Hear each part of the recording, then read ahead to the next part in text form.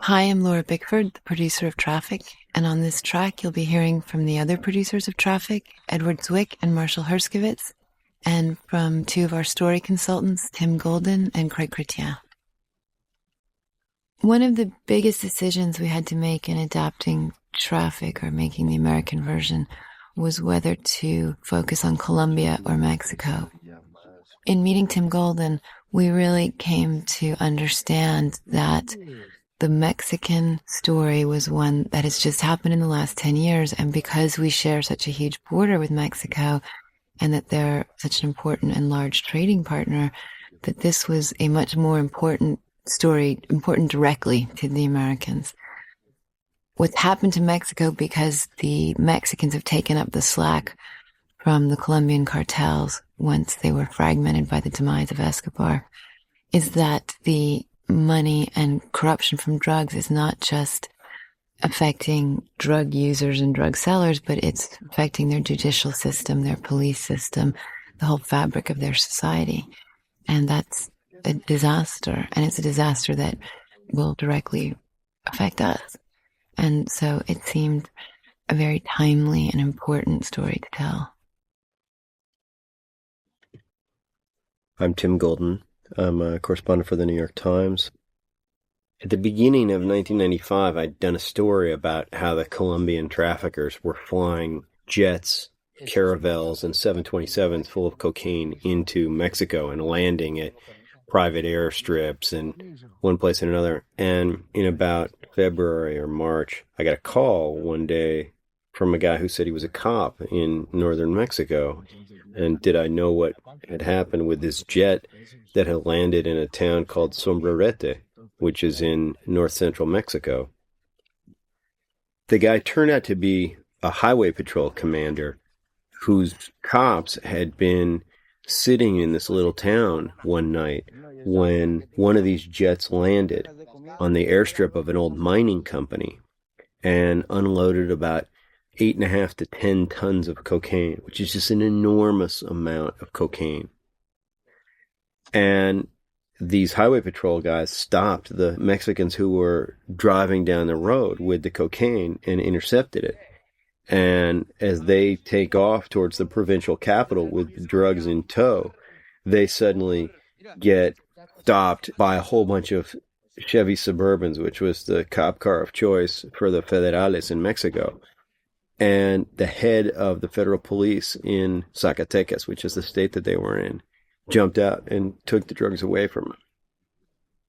Supposedly, the dope was burned, and they had a big ceremony, and, they brought the press in to take pictures, but they ended up only burning something like 100 pounds of cocaine. A whole bunch of the stuff was apparently sand and garbage, and tons of that cocaine ended up getting resold by the cops back to the traffickers, and some of it got intercepted in the U.S. border with the same markings that had been seen on the drugs that were seized. The Sombrerete story just kind of fit here, even though you were dealing with different commodities, because in the real story, what happened was that the highway patrol guys intercepted the dope, and then they were headed off at the pass, really, by the federal police, who are the guys who are in Mexico who were in charge of fighting the drug trade. What happens in the film is that these state policemen are the kind of guys who intercept the dope, and then reflecting the changes that had happened, the sort of evolution in the drug war, the state policemen get intercepted by the military. And this is, of course, at a time when the military is taking a bigger and bigger role in the drug trade. General Salazar, who's this great wacko character in the film, this kind of flamboyant military officer who ends up taking responsibility for the drug trade in northern Mexico, is based fairly closely on General Jesus Gutierrez Rebollo, who was an army general in Guadalajara, who kind of his own initiative ended up fighting the Arellano brothers drug gang in Tijuana and busting a whole bunch of people, and sort of from the fame that he got in that episode, becoming the drug czar of Mexico, and was initially thought to be this great, honest guy who was finally going to lead the charge and Barry McCaffrey, who was Clinton's drug czar, had him up to Washington and had a big press conference in which he said, this guy is a paragon of honesty. We finally have somebody we can work with in Mexico. And, that whole episode sort of plays out in the film. Laura Bickford.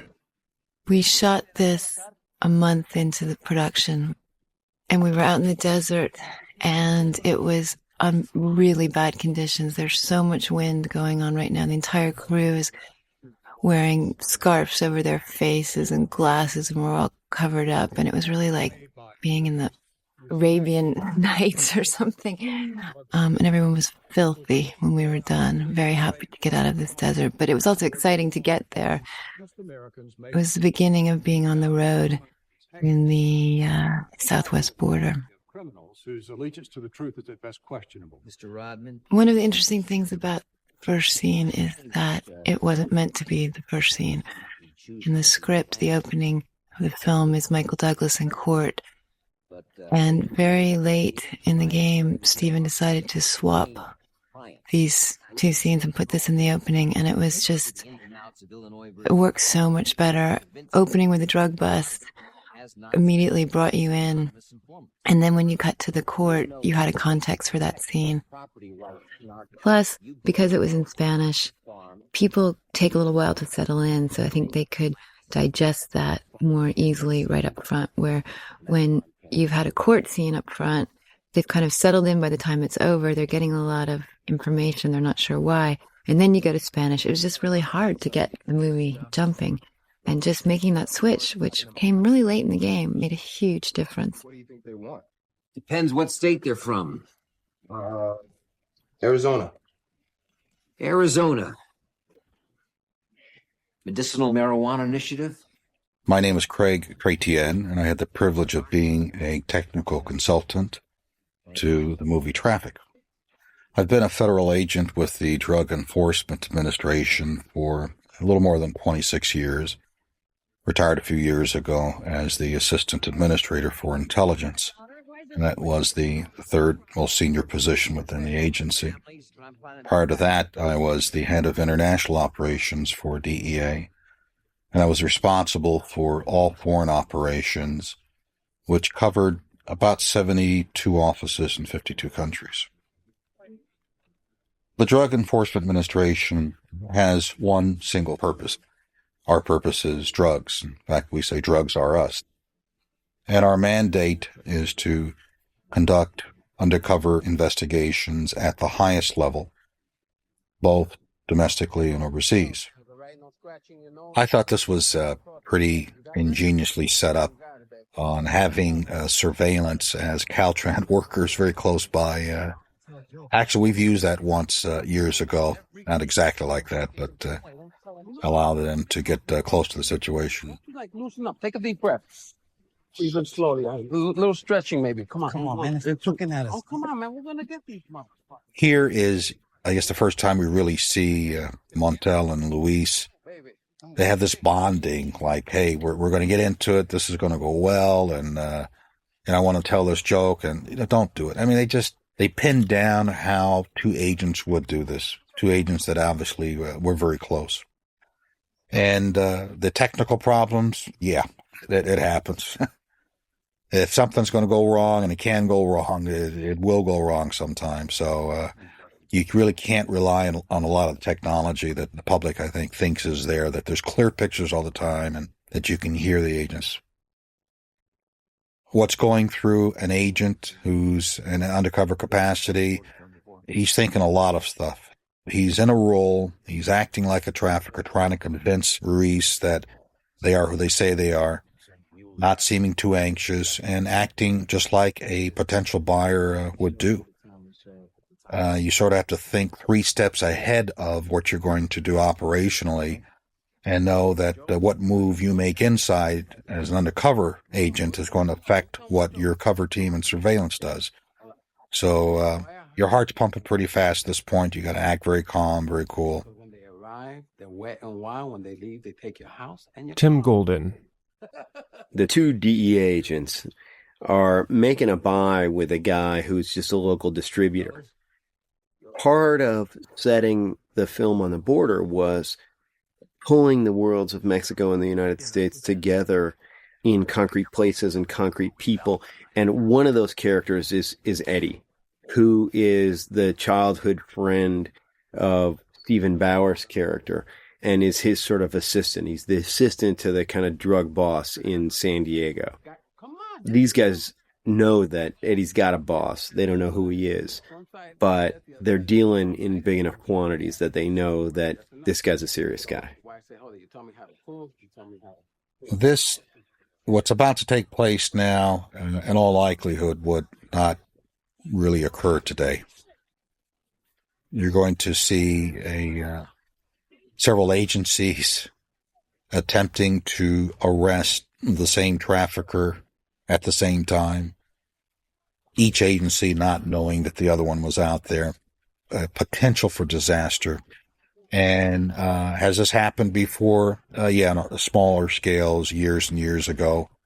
And through the years, we've learned that you have to share information. You have deconfliction centers, especially in the area where you're working, so you can avoid potential problems like that. What's amazing here, there's so many bullets flying around. People are shooting at each other and yelling, and hardly anybody gets hit. I wish it happened like that all the time.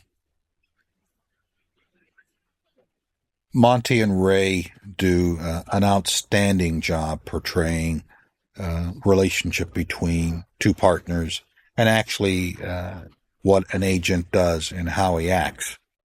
Just that bond and how they work together. I mean, it shows that they've been together for a long time. They know how each other think, and you need that, especially in an undercover capacity. You need to know what your partner's thinking about. You need to sort of predict, all right, he's going to react this way if I do this. And that's only going to happen by spending a lot of time with each other, knowing each other, being friends, not just partners on the job. Now, Ray's a little bit out of shape, but that's fine. We got some out-of-shape agents, too. I've spoken with many agents after the screening of this, and almost to a person, all of them have said, man, I know this guy, or I've worked with this guy. And I even told Don that at the premiere. I said, you really nailed it down. This is an interesting scene. I think had this happened in real life, one or both of them would probably have gotten time off on the job for how they approached arresting Ruiz. Probably in reality, some of the backup people might have broken off and followed them to capture this guy, but this looks more interesting anyway. And the fact that they shot this guy in the foot, operationally, tactically, probably would not happen. They'd be in trouble. But, it's interesting they got him, and I sort of enjoyed it. Laura Bickford. When it came to casting Caroline, it was very obvious that Erika Christensen was the girl. This was her first big movie, and she played Wally's girlfriend in Leave It to Beaver, and that was about it. Steven really wanted somebody who was unknown.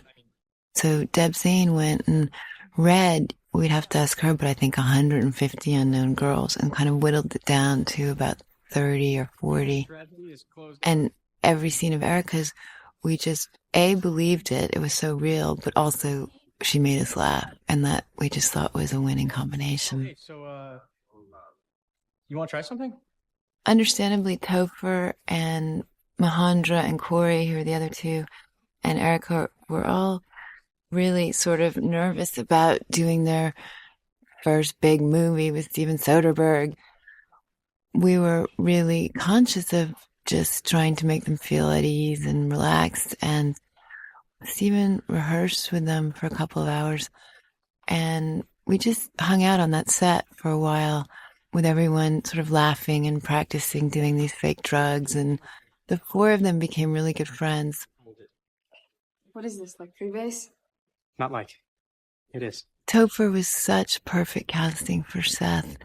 He just sold the sort of banter and energy, and he makes it so that you understand the kid's kind of an asshole, but also he doesn't know better. So he's likable at the same time that he's an asshole, bringing this girl into this world. The scene where the tear comes down her face just blew us all away. And you understand how pleasurable it is and also how tragic it is. And I think something that we felt that was really important in the film was to be truthful. There is a pleasure in taking drugs. That's why people take them. And one kid can do them and still go to Harvard, and one kid can do them and end up on the street. And you just don't know which one you are. They're doing. Helena's character posed a lot of challenges. Her transition from housewife to drug dealer was something we needed to sell quite quickly. One of the interesting things that happened in real life was that Catherine was pregnant. It gave her character another dimension. A pregnant woman is maybe more likely to go the distance to save her house and family. Steven shot the scene with 2 cameras and whole takes, and we were all going crazy listening to him. I think they were going crazy listening to themselves after a while. Oh, that's so good.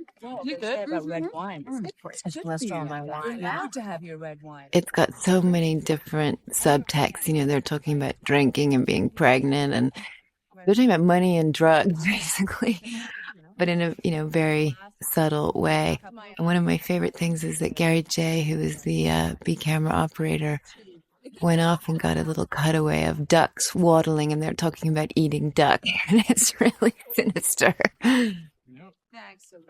In the miniseries Traffic, Helena is married to a German businessman and doesn't know what his business is. So we consciously wanted Helena to be a, upper class housewife with all the trappings of wealth and have no idea what her husband does. One has to wonder slightly how come she doesn't know. Maybe it's a willful denial, but that's the premise we start off with. Under no circumstances will you speak to the press unprotected without going through this office? We had a really hard time figuring out who to ask to play the chief of staff because it's 2 scenes and you want somebody that immediately is intimidating to Michael Douglas. And that's a really hard person to cast. We were talking to Alan Burry, who works with Michael, and he said, well, you know who his favorite actor is, who he just thinks is a god, is Albert Finney. And of course, Steven had just finished working with Albert Finney. So Steven called Albert and said, would you do this? And he said, on one condition, that you don't tell Michael it's me and that I have a pseudonym. And we told Michael that we'd cast the Chicago actor in the part.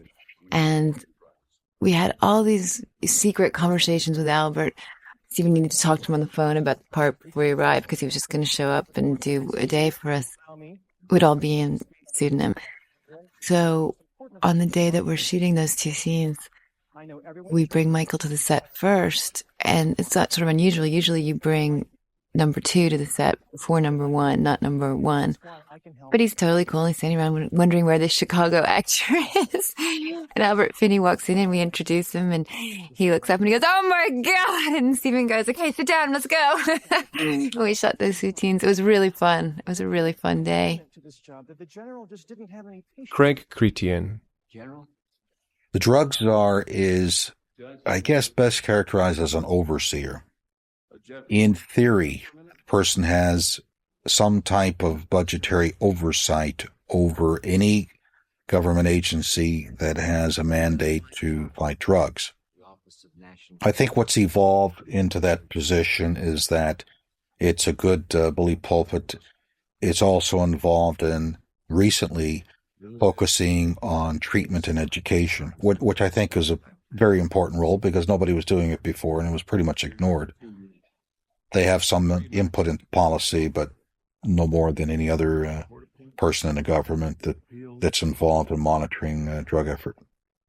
Tim Golden. This is a kind of funny reference to Barry McCaffrey, the former Army general who becomes the drug czar. He almost does a kind of a cameo in the person of James Brolin here. Barry McCaffrey does not wear his uniform around the office. He's in a suit and tie, just like the Michael Douglas character, but it works brilliantly with Brolin, who plays it so well.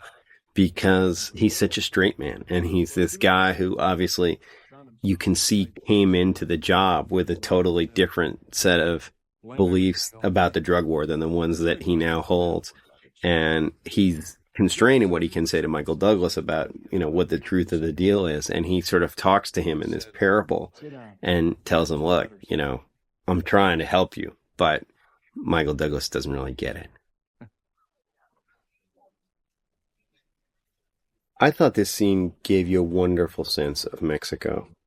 It kind of tells you that, yeah, this is a corrupt country, but it's also a way in which things work. A guy like Javier, he's preying on the tourists and he's getting money out of them, but he's also just playing the game that gets played in Mexico. And within that system, he's not a totally bad guy. He's not getting hugely rich off this.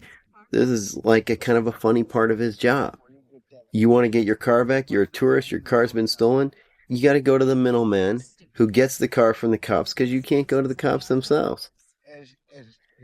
In earlier versions of the story, Javier was a really sort of a bad guy who sells out Manolo and takes his wife. And I was always fighting for a little more understanding of the Mexican's point of view. And I think it worked out really, really well because Javier ends up being this kind of positive character who is not only sympathetic, but he's also stronger than his partner. Manolo is also a kind of a good guy, but he's a little bit more obviously on the make. He's kind of a shorter, more insecure guy who wants to play along and he wants to be a big guy. Javier is his own man. And in the end, he's able to hold up better under the pressure. By Javier flipping the keys to Manolo, he's saying, I don't know if I'm coming back. Follow me if you can. I thought that very interesting and sort of a typical cop movement rather than just be driven off with the keys in his pocket and then Manolo having no way to get home either. I wrote a letter from me and Stephen asking various politicians to play themselves. That's Bill Weld, the governor of Massachusetts. Standing next to Bill Weld is a friend of Michael Douglas's. It's in every movie he's in. The day was really, really crazy, and it was fun, but it was sort of a revolving door. We would take the politicians upstairs in a little green room in the house we were shooting in, and then introduce them to Michael, who would get a picture taken with them usually, and then he'd go back in his room. They'd go downstairs. Stephen would talk to them and say, be yourself. Michael would come down and ask them a question in character. Stephen would shoot it. They'd leave. Michael would go back upstairs and meet the next politician that was there waiting and have a picture taken with them, go back into his room for a second, and we'd start again. Prevention, that's not significant to these reporters. Mm-hmm. They want to see people in prison. They want to see the gory aspect of the drug Thank problem. you so much for sharing your point of view, and I look forward to this opportunity. That's my mother with Barbara Boxer, who, we asked our California senators. We wanted the most identifiable faces. So Boxer, Feinstein, Orrin Hatch. We had so many people we asked. We asked a lot of people because we didn't know if they'd be able to show up or not. And so many did show up that we didn't get to the scripted material until about 11 o'clock at night. And Michael was an incredible trooper. Tim Golden. If the feds were to bust a guy like Eddie, he is the perfect kind of guy that they would want to flip to use against the Mexicans. And the DEA is constantly trying to make cases with guys like Eddie who are on the U.S. side, who maybe have their family in the U.S., who are subject to American justice, and who can testify against big traffickers in Mexico for whom there are never witnesses on the Mexican side, because you can almost never find people who aren't vulnerable in some way and who either aren't going to get killed themselves or have their families killed. So a guy like Eddie is, in fact, the perfect target for these kinds of detectives. Craig Chrétien. You have to look at the person that you've just arrested and determine, does he have a value beyond his own arrest? Can he provide information about other people in the organization, people more significant than himself, and really be of value in further dismantling the organization. This guy here is, in his own right, is a significant drug trafficker. He obviously works for somebody else. And so you try to get them to cooperate. Here he talks about immunity. In most instances, that probably doesn't happen. In fact, total immunity would be fairly rare. But there are negotiations that would mitigate his potential sentence. So rather than looking at 60 years, maybe he's looking at 25 or 15 or whatever. And that really has to equate to the value he's going to provide the government. This scene where Ray Castro and Montel Gordon try to flip Eddie Ruiz, and then they get to Stephen Bauer's character, Carlos Ayala, is really about establishing this kind of middle ground between Mexico and the greater United States. And it kind of tells you that there is this drug aristocracy, which to some extent there is. The movie takes some license because it goes a little overboard in kind of having Catherine Zeta-Jones be queen of the junior league of Soledad. This is Mount Soledad, a kind of a famous rich part of San Diego. And Carl is this great hybrid of Mexican and American. Most Mexicans who are Carlos and then get anglicized or assimilated, become Charlie or Chuck or something like that. And he's Carl, which is like a really kind of higher level of assimilation than people would normally achieve. Te espero aquí. This is really the point at which, if you're paying attention, you start to figure out who Javier is. Because he gets his curriculum read back to him by Salazar, who's trying to figure out who he is and how he works. In the process is telling the audience about him. And he says, you were in the Tijuana police. Now you're in the state police, which is a little higher level. You went to Montessori school. So he's a little smarter than your average flunky cop. In an early draft, his parents were going to die when their propane stove blew up. And I said, no, actually, they would have had their little chota, their little house, fall down in these big floods that happened in Tijuana in 1993. So that kind of ended up in there. And Javier's kind of playing dumb here. He's showing you not only does he have this educational resume that's just been read back to you, but he's a very cool guy. He's a very cool customer. And he sees what this guy's up to, but he doesn't believe Salazar when he says, I want to wipe out the Tijuana cartel. He's nodding. He's not sure, but he knows where he is in the food chain, and he knows that his way out of this situation is to play along. This actually took place in that the real-life general did orchestrate several scenarios with different organizations and got them to believe and cooperate in his efforts to take down the Tijuana cartel, when in fact he was working for their rival trafficking group in a different area of Mexico. Laura Bickford. After college, I moved to London, and in 1989, I saw Traffic, the miniseries with a K, which blew me away. It was a drama that touched on every issue of drugs. And when I moved back to the States, I started reading the New York Times every day. And once or twice a week, there were stories in the paper about drug trafficking, people taking drugs, drug sentencing. But they were all fragmented stories. I mean, nobody ever tied them all together the way the miniseries had. So I just started clipping these articles and trying to figure out what the issues were in America. At some point in there, I contacted the agent and said, can I have a free option on this? I thought this would be a good thing to take around and see if I could set up as a movie. So I had sent the tapes to a couple of studios, and nobody watched the tapes. Nobody was interested. And they all said, you need to get, a package. You need a writer, director, whatever. In the meantime, I had been talking to Steven Soderbergh, and I was talking about Traffic, and he said, well, I'd like to do it. And I said, great. That was very exciting. And after a year free option, I didn't want to lose it. So I paid for the option and we went to look for a writer. So I called a bunch of agents and told them that Steven Soderbergh and I were going to develop a film about the war on drugs. And literally, I remember having 50 scripts stacked on my dining room table. And Steven and I just started reading and reading and reading. And we both read a script that Steve Gagan wrote called Havoc, which was about rich white kids who think it would be cool to be in a Latino gang, like a downtown LA gang. And the writing of the kids was so brilliant and their relationship with their parents was so brilliant. And that was such a huge part of the movie we wanted to do. We thought this is a great writing sample. So I called his agent who said, no, he can't write a movie about drugs. He's already writing one for Zwick. And I said, well, wouldn't he like to have lunch with me and Steven Soderbergh? Yes, of course. Edward Zwick.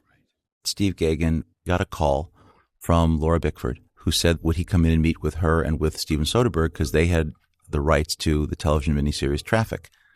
And he went in and he took that meeting, and I got a call the next day from Steve Gagan saying, this is crazy. They're trying to make the same movie we're making. What do we do?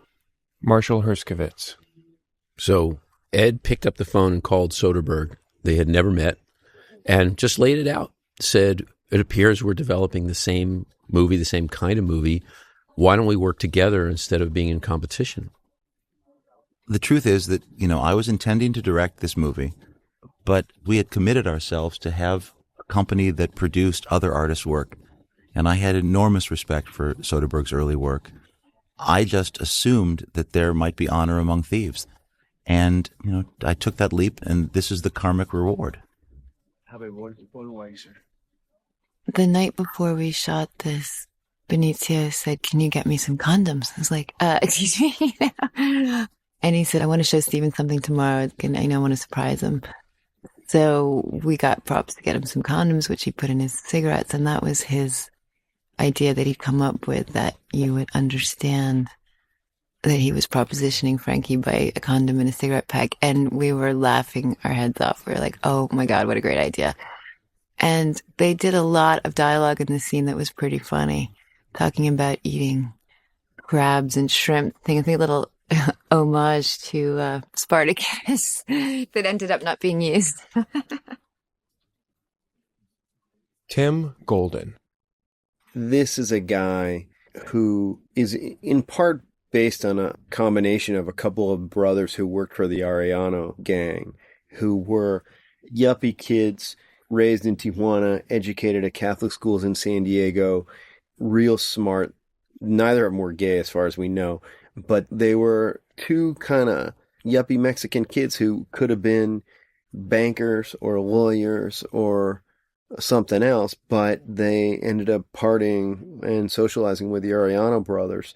And one of them, who was a lawyer, disappeared at the hands of probably of the Mexican military or of the Arellanos. And the other one, who was a little sort of shy choir boy looking kid, ended up becoming one of the more ruthless assassins of the gang. Laura Bickford.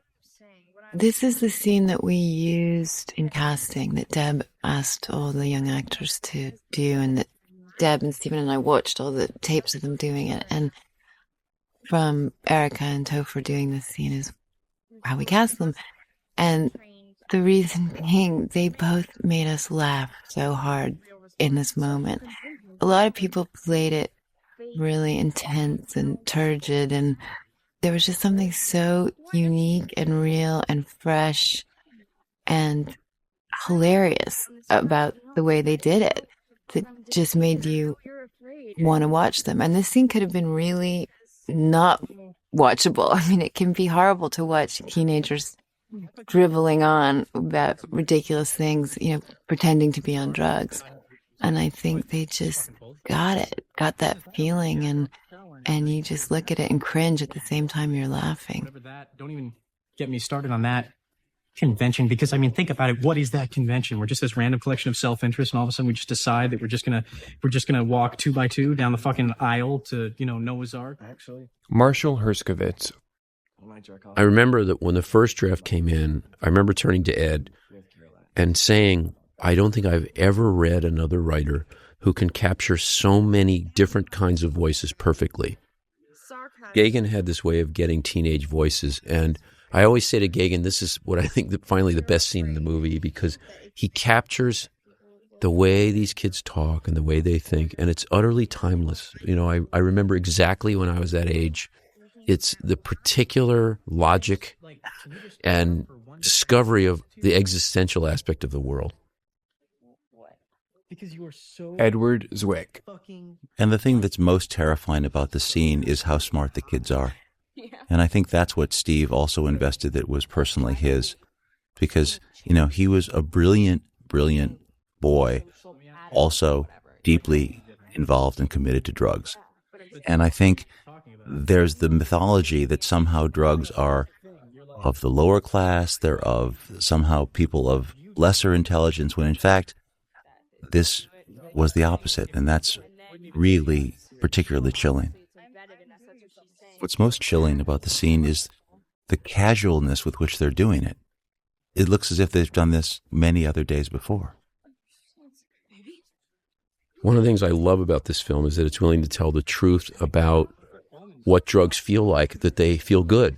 I think there's a great lie being promulgated in the culture for a good reason. The powers that be in the government and, let's say, in television, where we work, often believe that if you show people enjoying drugs, that somehow that's going to encourage it. But in fact, the only way to help people deal with drugs. But you're saying this now as we're watching someone OD. But that's the point, is the only way to deal with it honestly is to show both sides. Kids know they're being lied to all the time. Only by seeing this, by seeing the coolness factor and then seeing what happens, are they going to have any sense of the reality.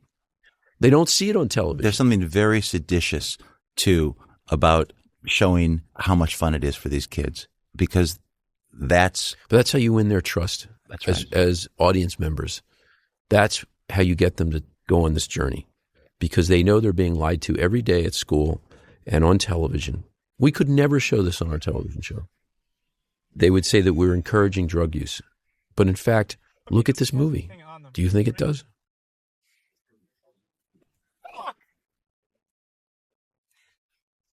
Tim Golden.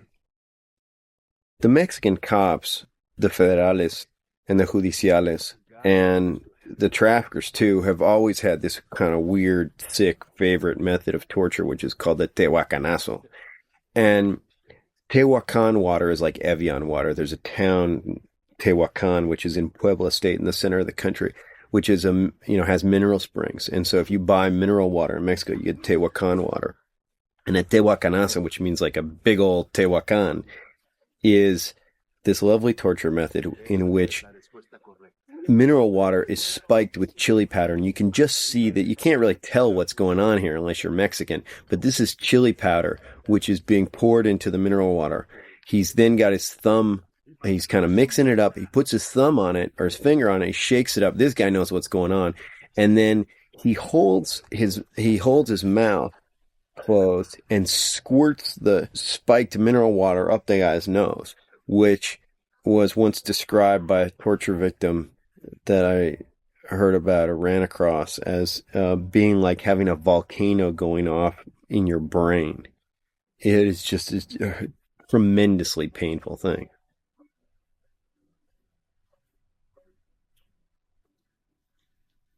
Craig Cretian. The Ayala family is an example of a successful lifestyle of a trafficker living on this side of the border, doing very well, and up to this point being able to really hide the fact of what they really do, living a good lifestyle. And up to a point, it works for a lot of traffickers, but as you see it start to disintegrate, at some point things start to catch up. You can be successful at hiding things for so long, but you have to explain where the money came from. And even though I think Ayala's wife was a little naive, at some point they have to start asking questions how are we living like this, and how does the business run, and is there really enough funds generated through the business to support the type of lifestyle? It's hard keeping the charade up year after year after year, but now we've seen many traffickers that live that lifestyle, even more opulent and a lot more luxury, and done it for quite a while. Carl is very, very good at his business.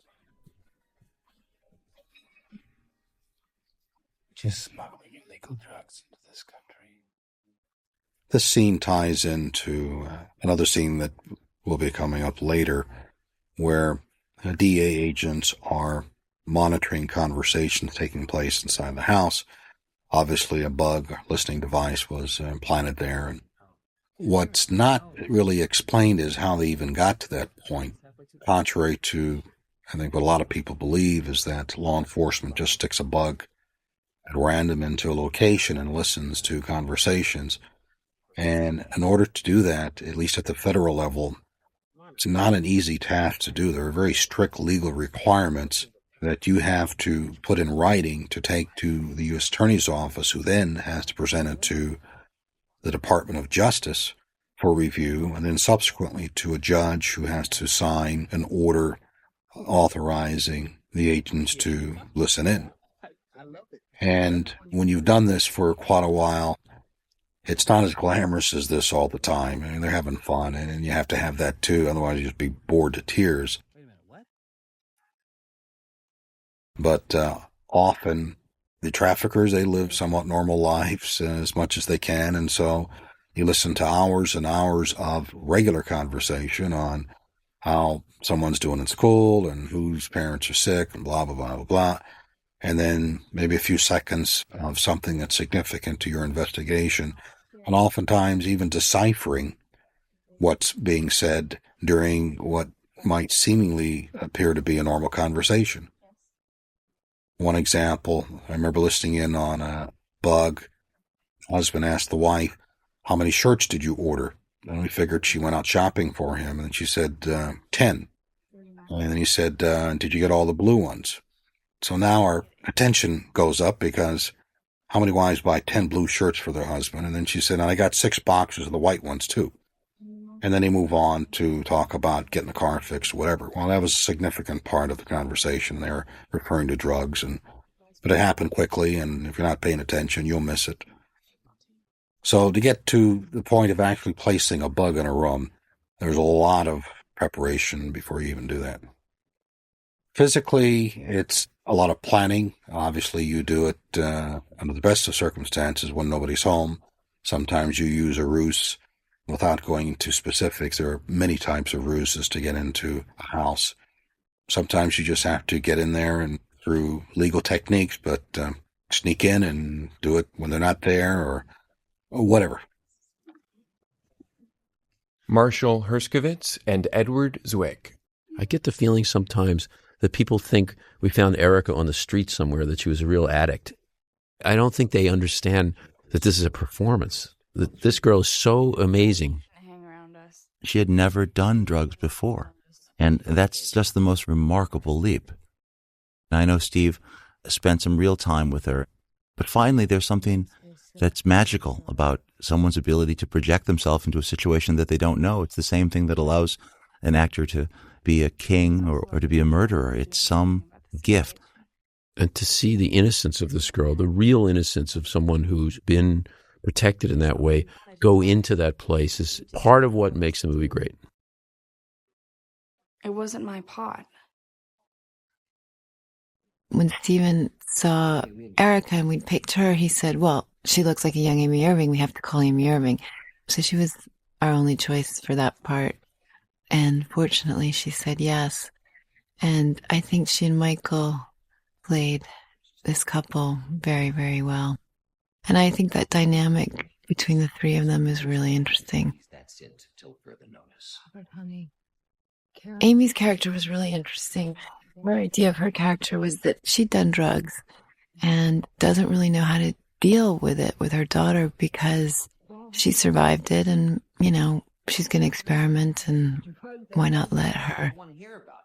You experimented when you were in college. Can we take the quotes off experiment and call it what it was? And it just seemed very real. The stress her drug taking puts on the relationship of the parents. Her room to. Oh, you want to give her room? I think she can OD like that other kid? I am not sending out the message that our family will accept this kind of behavior because we do not. Correct? Amy is such a pro and was so good in every scene.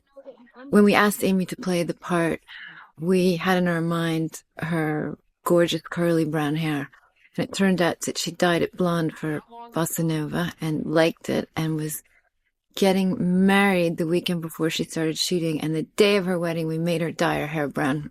That was what a pro she was. She did it.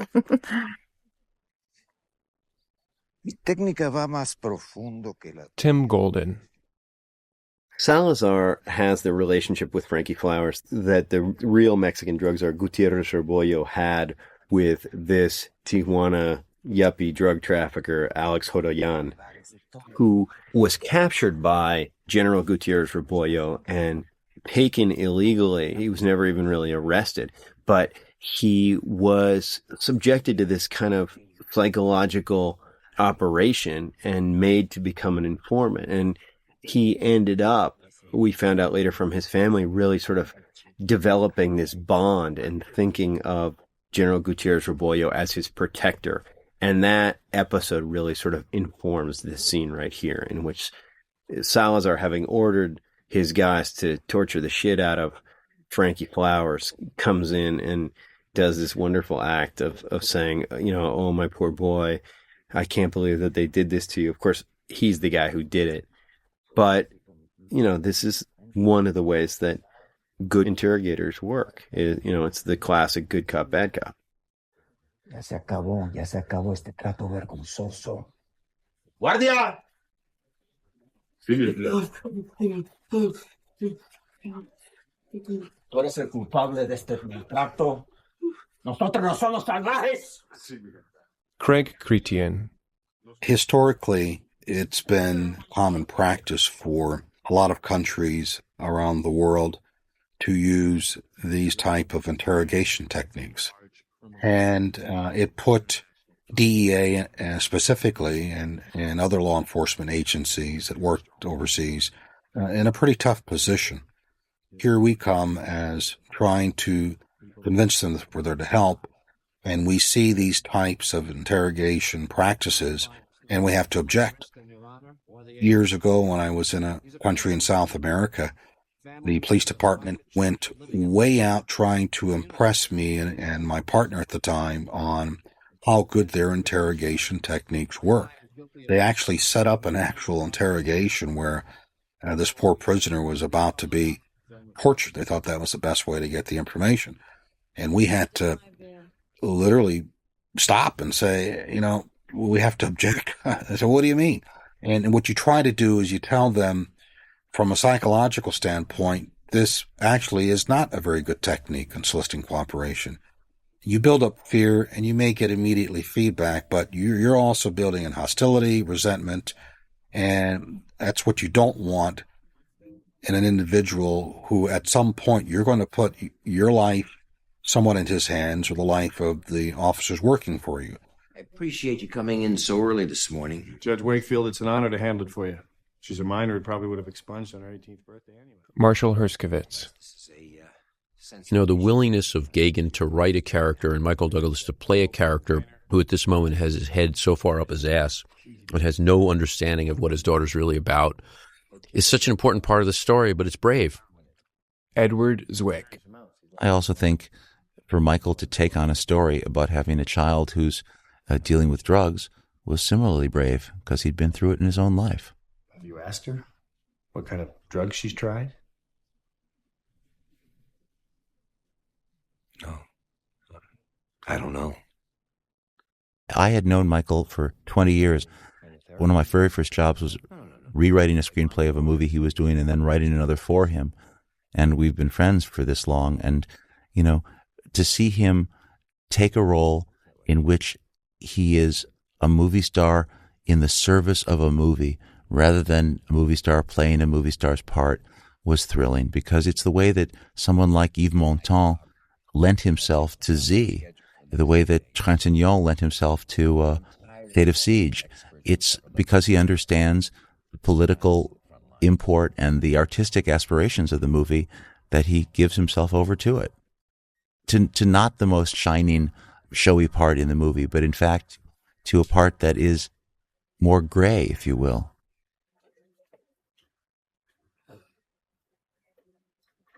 We knew we couldn't make Traffic without having someone of the stature of Michael Douglas playing the role of Wakefield, because you needed to identify with him and have him take you through this world. You know, you wanted that good baggage coming to the movie, this, big star being part of an ensemble. But in making a movie about this subject, we also knew it wasn't a movie star vehicle. And the way to do that was to get a lot of movie stars to work for not their full fee and to make it equal for everyone. And the thing is, when you're doing an ensemble movie, they don't work the whole time. So there's lots of other incentives. I mean, the whole movie doesn't hang on them, and they are working less than they would if they were in every frame. Our original budget for the film was $22 million, with everybody working at 1/6 of their quote. In the end of the day, it got a little complicated, and that's not exactly what happened. We tried to make Traffic for as little as possible, and 22 was too little. Mexico and back again with the same freedom as In the end, the film cost $48 million, which is a very expensive independent film. No studios wanted to make the movie, so we had to raise the money independently.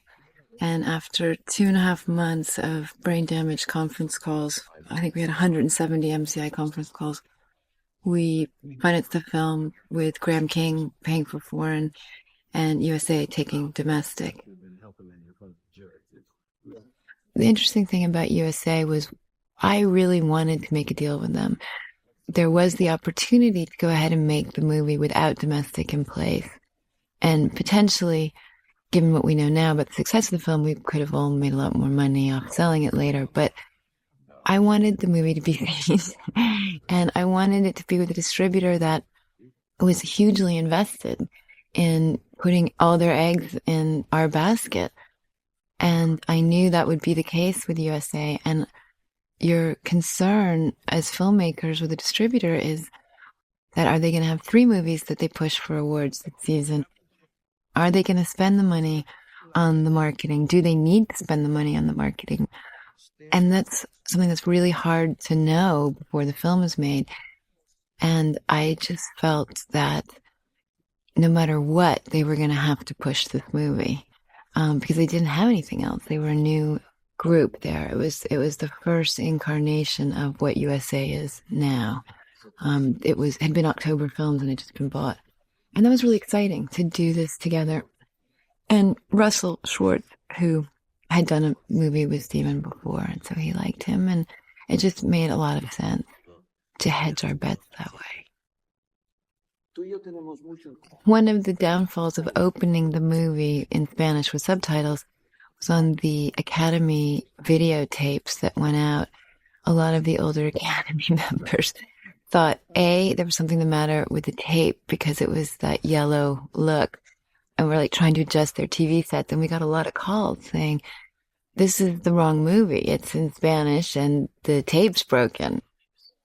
And we were really upset. We thought someone had sent out bad tapes until we realized that, no, darling, that's the way it's supposed to be. I mean, I completely understand their concern. I mean, we were all hoping to make a commercial movie, and all of a sudden they realized that half of it was in Spanish. But we really felt that was the best way to do it. And when they saw it, they agreed.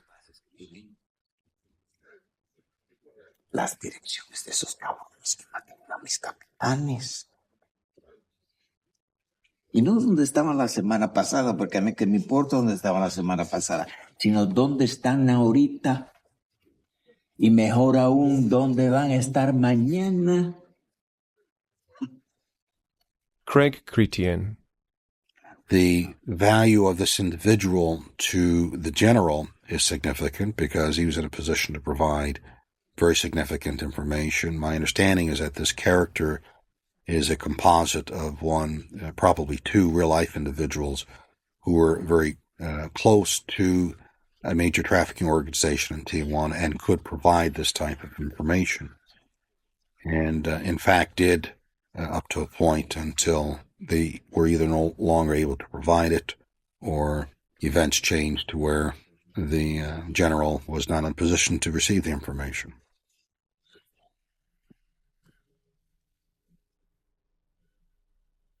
We had a lot of discussion on how do we explain what these guys are doing. And you go from the interrogation to Frankie Flowers obviously agreeing to cooperate to now they're knocking down doors, arresting people. And Gagan wanted to clearly get the message across that there was a lot of other stuff going on too, and that this was connected with what they were doing with General Salazar. This is really a kind of montage version of the stories that we sometimes read or write. And Stephen wanted to use this typescript as though it were sort of Notimex, the Mexican news agency, reporting on this stuff, because he wanted to give a sense in this montage of the sort of speed with which all these things sort of happen. And I think it was pretty true to life. An informant gives a bunch of guys up, or the cops suddenly decide they're going to go arrest a bunch of guys who they've known about or they've known the whereabouts of all along. And suddenly a whole bunch of guys start to go down. And it gives you a little bit of the sense that, you know, this isn't traditional police work that's behind these kind of great police successes.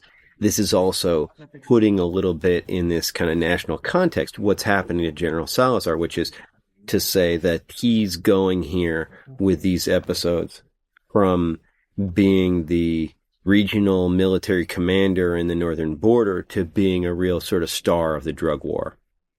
And it's also explaining a little bit more about this rivalry between the two drug cartels. So here you have the real border at its busiest point. California, 45,000 vehicles on average, 25,000 pedestrians per day. As Rudy Camacho, playing himself, tells you here, the busiest international border in the world. Those are all real customs agents, and he's a kind of a ham senior customs official who's in charge of the southern border in the San Diego area.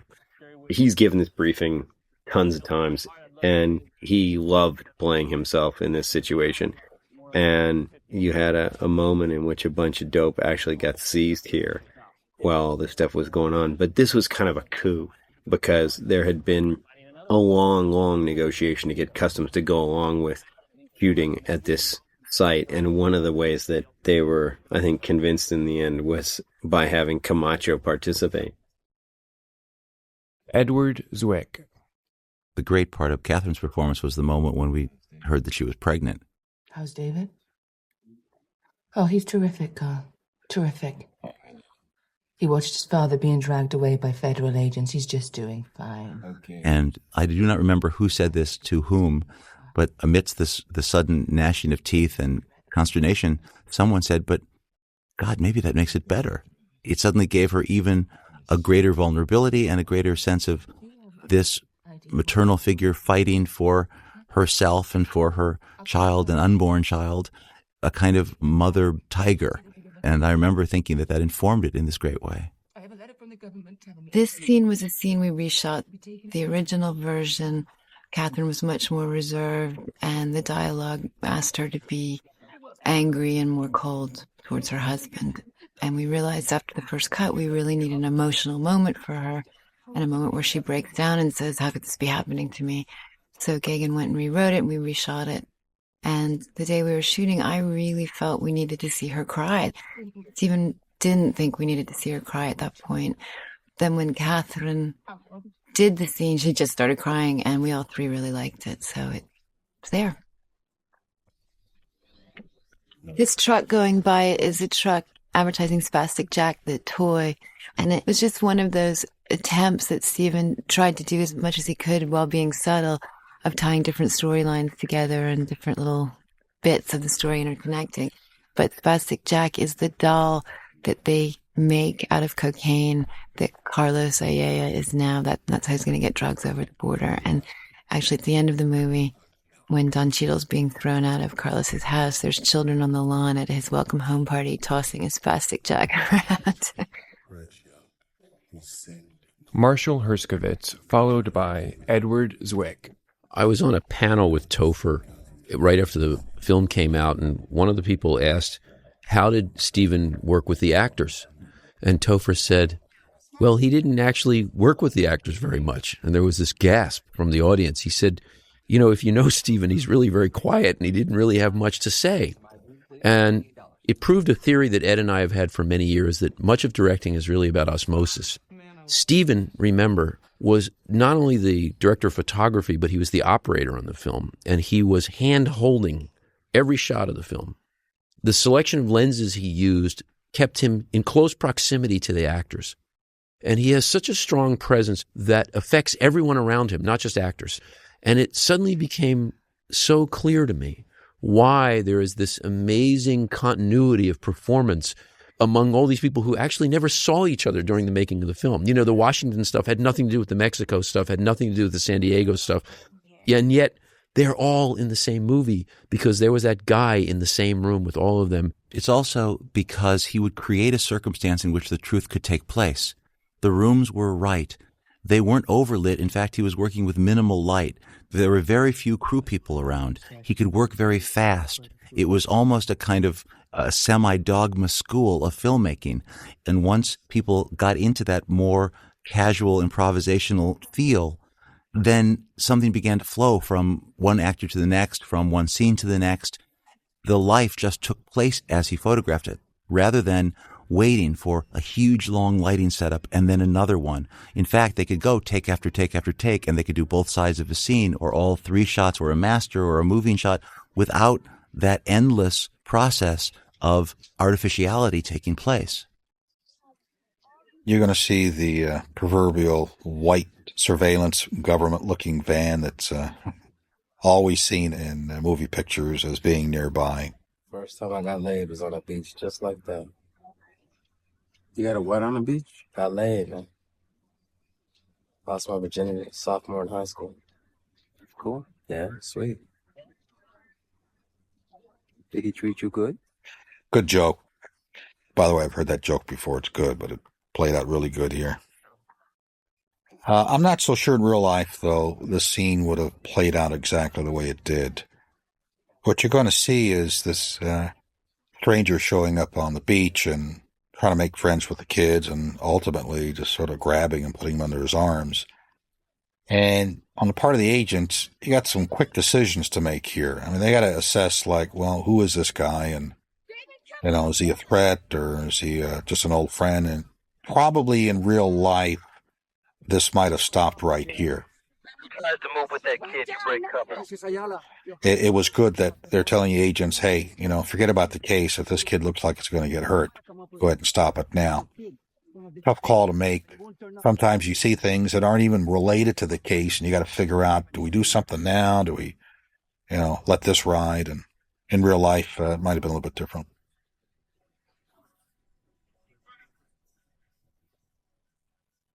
The best thing about Manolo is his wife, Ana, who is this classic Tijuana chick who is real sort of solid and faithful and is clearly tapped into a part of Manolo. But Manolo is also this character who's not going to get away. And even though he's a cop, he's going to get dragged into what's going on as Mexicans are getting dragged into what's going on. The drugs are not just passing through the country.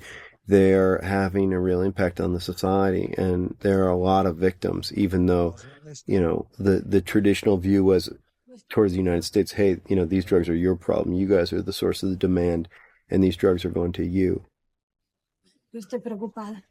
No se ponga así que se ve fea. You know, here you have Ana starting to lose it, and Javier starting to figure out what's going on. He realizes that Manolo is doing blow or heroin, whatever this little piece of paper is. Again, the ubiquitous Scorpion of the cocaine that was seized in the first scene, and he's not looking so good when Javier catches up with him. And Javier realizes, it's Manolo, but it's also his family. It's also Ana. He needs to get out of this situation because he's playing with a crowd that's a little too fast for his own good. General se va al DF en la semana que entra. Yo me voy a quedar atrás. I think what's really difficult in Mexico, which Javier's character shows, is that if you aren't co-opted by one of the cartels, you will die. One of the reasons I was so passionately drawn to this story is that I am just amazed by people in Colombia and Mexico who stand up knowing they are going to be killed. And there are judges and journalists and policemen who say, no, I am going to dedicate my life to stopping the cartels, stopping this corruption. And they always get shot, either by the right wing or the left wing. It's incredibly heroic. And it's happening because we have a huge demand for it in America. You might not be able to tell it here, but it's about 110 degrees outside. And this is the actual EPIC, which is the El Paso Intelligence Center facility. And this was shot on a Saturday, and some of the same people you see here as reporters or workers really work there during the week, and they were just called in on a Saturday to do this. My first acting debut, a little nervous. Michael Douglas is really a good instructor, and Soderbergh just said, hey, talk to him as though you were talking to a regular drug czar and brief him on what goes on at the center. And that's what we did. And in this conference room setting, we're getting a little bit more detail about the trafficking organization in Tijuana. I talk about something changing the names that was real, and Michael Douglas would ask a question based on that. How are the cartels achieving the level of intelligence sophistication that they're showing? Craig, why don't you answer that? None of this was really scripted. And the agent you just saw to the left, he in fact was, both of those guys there are real agents. He's in charge of the center and used to work for me when I was head of intelligence, John Brown. This scene here, we're looking across the border. We're actually at the border, but we're not looking at that. We're looking at something else. And see that little leaves or twigs you see there? There is nothing around for like miles, and somebody found this little weed, and Steven said, hey, stick it in front of the camera. It looks like there's some bushes nearby. They had this guy holding this weed in front. And here I'm trying to explain, and dramatically as I can, that, hey, Michael, you got a tough job. There ain't nobody over there for you to work with, and the success rate hasn't been that good. And this is an interesting thing. This is a tough thing to do. Here's an opportunity for all of the people who accompanied the drug czar on this trip to talk about, hey, if I were king for a day, this is what we would need to get the job done. Unlimited funds? Unlimited. From a DEA standpoint, we need a vetted task force and matching funds. And cut the red tape on getting them equipment and training. Of course, I had DEA saying, give me vetted units, which was a very specific program that we started in Mexico. But nobody else is speaking up. And I think what we tried to show here is that, you know what, there aren't a lot of new ideas in terms of law enforcement. We've did it before, not to say that it can't work, but don't look to law enforcement as the only answer. And when he asks, is there anybody from demand reduction or treatment on the plane, there isn't. Well, normally wouldn't be on this type of a trip. But the point being that their presence, at least up to this point in U.S. policy, hasn't been focused that much, and I think he very accurately says there needs to be a lot more of them, and they should be in all planning sessions and future meetings when we talk about the drug issue. And it's right here when he's asking for any ideas, and there's silence. Well, I didn't mean for it to come out exactly like that, but the point being that, there aren't a lot of new ideas out there.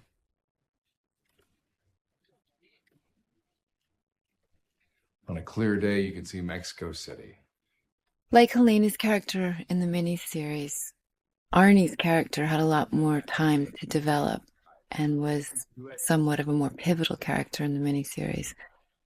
Dennis Quaid did a great job of encapsulating and emotionalizing Arnie in a very small space, and letting us know what we needed to know for the narrative about him. He was a great casting for that part. Please, does anyone owe us money? Yes.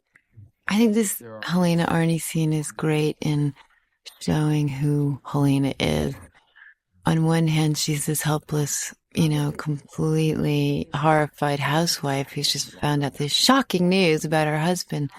But when she sits down on the sofa, it's sort of very manipulative the way she relates to Dennis. And she knows he's a sleazebag.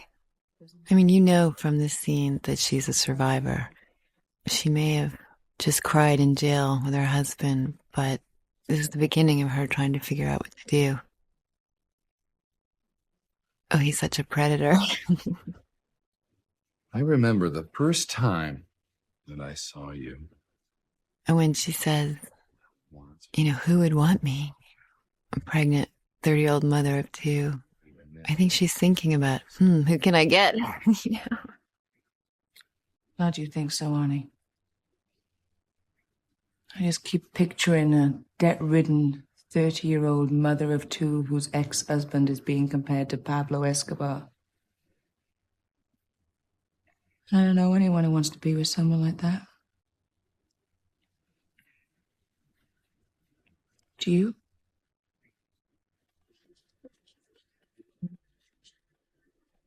Tim Golden. It wasn't long before the film started to come together that General Gutierrez Rebollo was captured by his own military and charged with having been in the pay of the leader of the Juarez cartel, Amado Carrillo Fuentes. And Amado Carrillo Fuentes had, as a lot of people know, disappeared for a long time and then supposedly died while having plastic surgery. He had gone off to Chile and he was supposedly not going to go straight, but he was going to cut a deal. And according to a bunch of witnesses, paid off the Mexican military and senior government officials to the tune of something like $60 million. And one of the things that happened was that Amado had given General Gutierrez Rebollo an apartment in Mexico City, in a fancy part of Mexico City, to live in while he was the drug czar. And it was the place where Gutierrez Rebollo met his mistress. So he was never quite as lucky as Madrigal is here, because he didn't have quite the lovely mistress as Salma Hayek plays.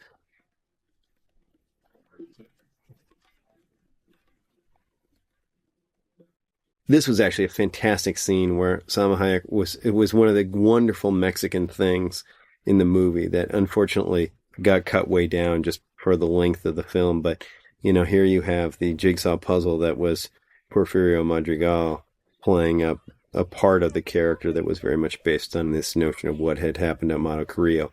After Amado died in a Mexico City maternity hospital where he'd brought in his own plastic surgeons, there was endless speculation about whether he was really dead or they had faked the whole thing. And the DEA finally came down to Mexico and compared the fingerprints of the corpse to some old fingerprints that they had stashed in a vault somewhere for years. That didn't stop the speculation, but as far as we know, he's dead.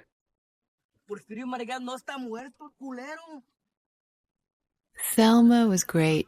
We just really wanted to have her in our movie, and we only had this part to offer her. And it was so tiny, and her agent said, of course not, but she had to send it to her because it was Soderbergh. And she said yes, and the day she came to work with us, she told me that story, that, they said, oh, he offered you this thing, but you're not going to do it, it's only a day. And she said, well, no, wait a second. So she didn't read the script. She just read her pages. And we were teasing her at the premiere. We said we had to cut a lot out. We cut you out, but we didn't. We had to cut out one scene that I love that you put in the outtakes of her. That's just so funny. And she just came and played this type of Mexican girl that she knew what they're like. And she was hilarious doing it. Nosotros nos vamos a callar el hocico. ¿Está bien?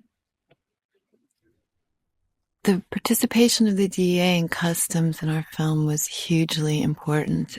We had a lot of conversations about the reality of things in the script that they may or may not like. We always made it clear we'd never change anything they didn't like.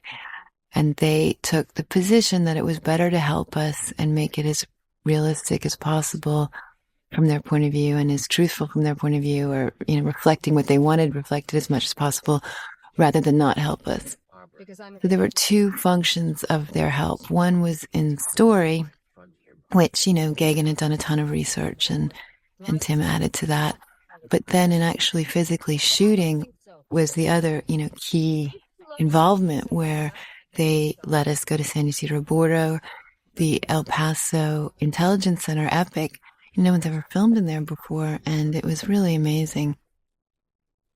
But they really trusted us. It was really a process of letting them get to know us, know our intentions.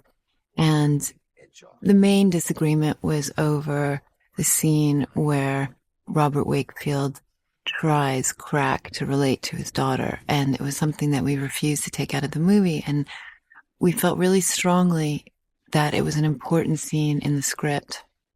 That this was the man who is the most powerful man in the Western world to stop drug trafficking and can't stop his own daughter and doesn't understand one thing about taking drugs. And he's so frustrated that he wants to relate to her that he tries it. And I really, really believed we had to have that scene because it just seemed so moving in expression of his need to relate to his daughter. And it was a scene that was in the miniseries.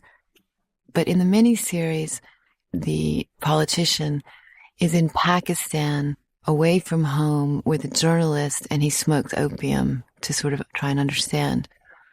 When we got to shoot the scene, in the schedule, it would have been shot after Michael Douglas finds Erica doing drugs. And after Steven shot that scene, he came downstairs. We were shooting upstairs in this big house in Cincinnati, and he said, there's no reason to shoot the scene of Michael Douglas trying this crack now. After having believed passionately we had to have this scene that nobody wanted. Not nobody, but that the DA didn't want. A lot of people had said, is that realistic, etc. So there's no way this character would do that. Having seen the character that Michael had built and seeing that scene in reality, seeing them be those people in real life, he said, I don't believe it anymore. We went downstairs to talk to Michael, and he said, look, I'll do the scene if you want, but I agree with you. I don't think you need it. I don't think this character would do it. And actually, in the writing of the script, Gagan tried it in various different places. There was one version where Michael's in his office, and he looks out the window, and he sees a crack dealer in the park outside his office. And he goes down and tries it. Then we thought, well, that's out in the open. He wouldn't do it in the open. So we have him go into some public bathroom, some outdoor bathroom kind of thing. Then we brought it into the house because, okay, it's in his own house. And it was one of those things that conceptually we all three really believed in. And then when it came down to reality of seeing the real people, we didn't believe it anymore. So we didn't do it. And of course the DA was happy, but it never had anything to do with them. They had approved and given us all the access, even though we were going to shoot that scene. And other than that, there were just more details that they gave us. But being able to film in the real places with the real people gave the film an authenticity and showed everybody something they'd never seen before, which was our reason for making the movie.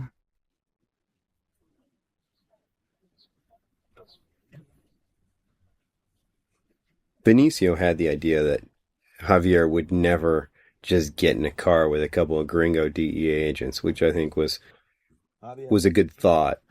Although he's already kind of taken the plunge here. Benicio thought, no, he would go to a place that he was totally safe, where he didn't think he was going to get bugged. You end up with this scene that for a lot of cops, for a lot of people who knew how these things went down, seemed completely over the top. Come on, Javier. Close the door. Everything's cool, right? Come on. This was Benitez's first day working with us. And this scene is a scene that he and Steven came up with. I'm not sure the DA thinks this is one of the most truthful moments of how things work, but we like the visual of it because it's so nice to, have a scene that's not in a car or in a room. Although it was pretty funny to see them all in the pool. Stephen in a wetsuit with a camera, and he can't swim. Stephen doesn't swim. And I think Benicio was having second thoughts on the first day when he had to get into trunk all of a sudden. The other story that we've told about shooting this scene is that our first week of shooting was in the La Jolla house, and we left the house and we're now on location in San Diego. And we also shot that afternoon the scene in the hotel room where Javi's getting a polygraph. That pool was the pool for the hotel. And Benicio's trailer was 5-10 minute walk away in a parking lot. He was literally just gotten back to his trailer, put on his jeans when there was a knock on the door saying, "We're ready for you." And he couldn't believe it because on every other movie he'd done, there'd be 4 hours in between the setups. And Stephen was ready.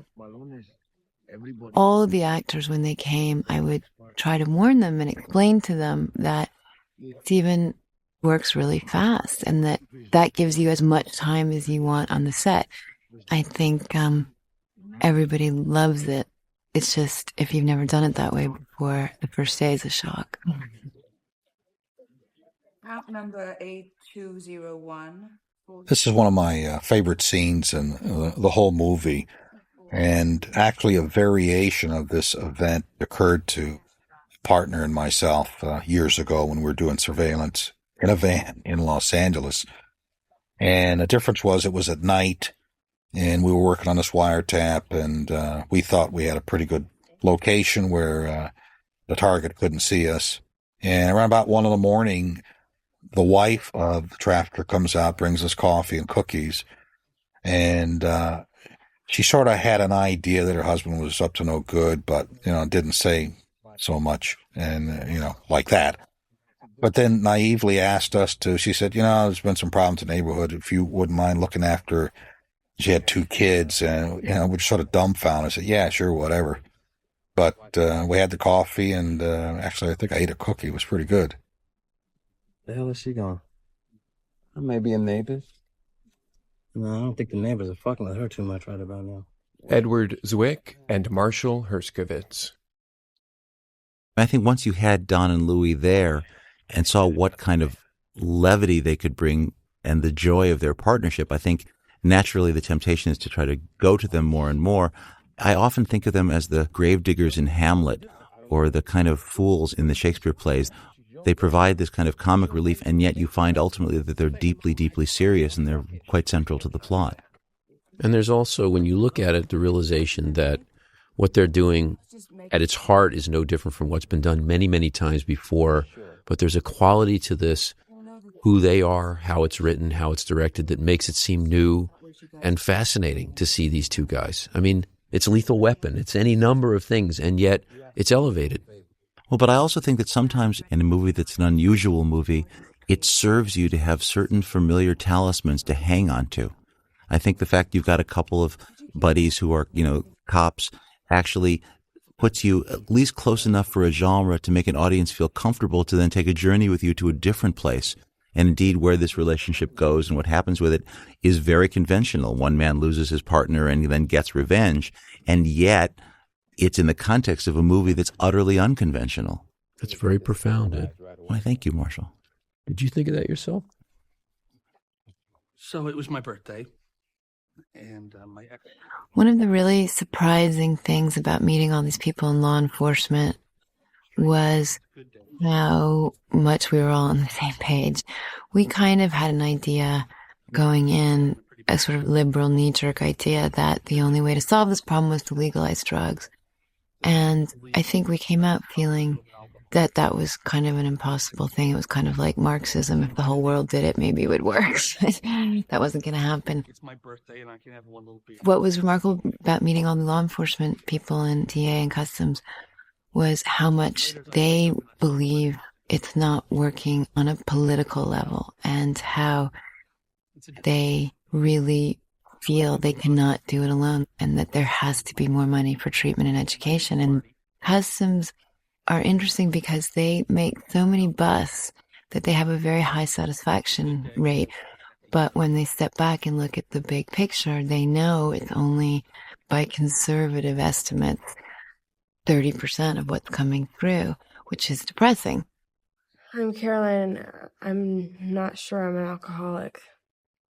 I mean, I don't really like to drink. For someone my age, it's a lot easier to get drugs than it is to get alcohol. So they're in an odd position in that they know what they're doing is futile in a big picture, but very satisfying on a day-to-day level. But there's this feeling that if somebody else does drugs, it's a criminal issue. If someone in my family does it, it's a healthcare issue. Or, if it's not in my backyard, send them to jail. And law enforcement, they're so educated and human about the whole problem in a way that you might not expect. Right now, we're at a house in La Jolla where we spent the first week of shooting. Making Traffic was like making 3 different movies.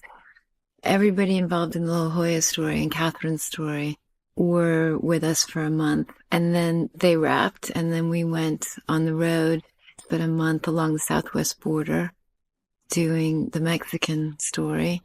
And then when we got to Cincinnati and Washington and back in California, that was doing Michael Douglas's story. That was, a whole 3rd movie. When we were on the road in the Southwest, it was sort of like being in a rock band. We had our own plane, and the whole crew and cast would all get on the plane, and we'd fly from one location to the next. Often we'd fly to a location, get off, drive the whole gear and crew and trailers and costumes and start shooting and spend the night, get up, shoot, drive back to the airplane. And it was really fun. You should look into it.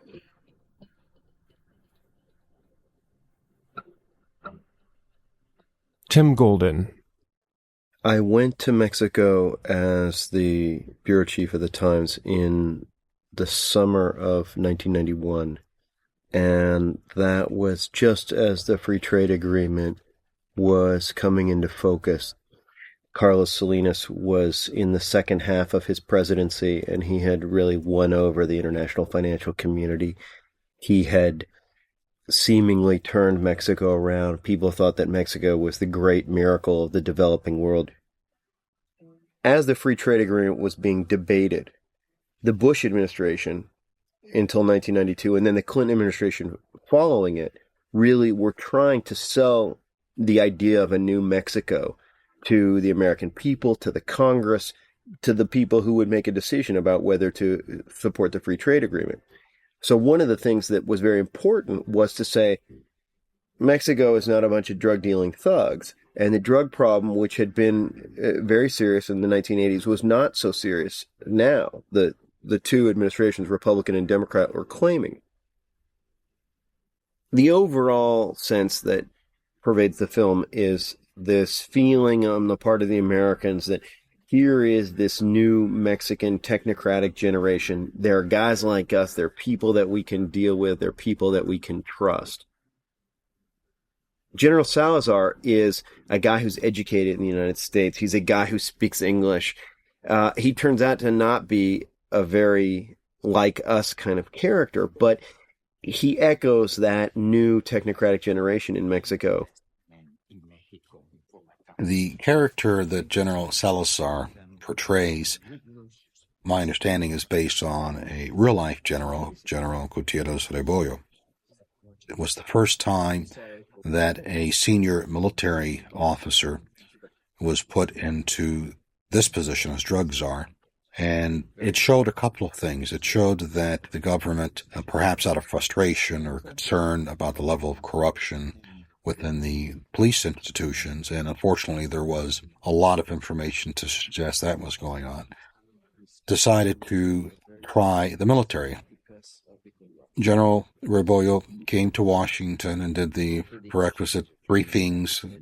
In real life, the general that Salazar is portraying was not really told anything of a sensitive, classified nature, frankly, just because it made good sense to take one step at a time until we were satisfied that he could be given more, that things would not be compromised.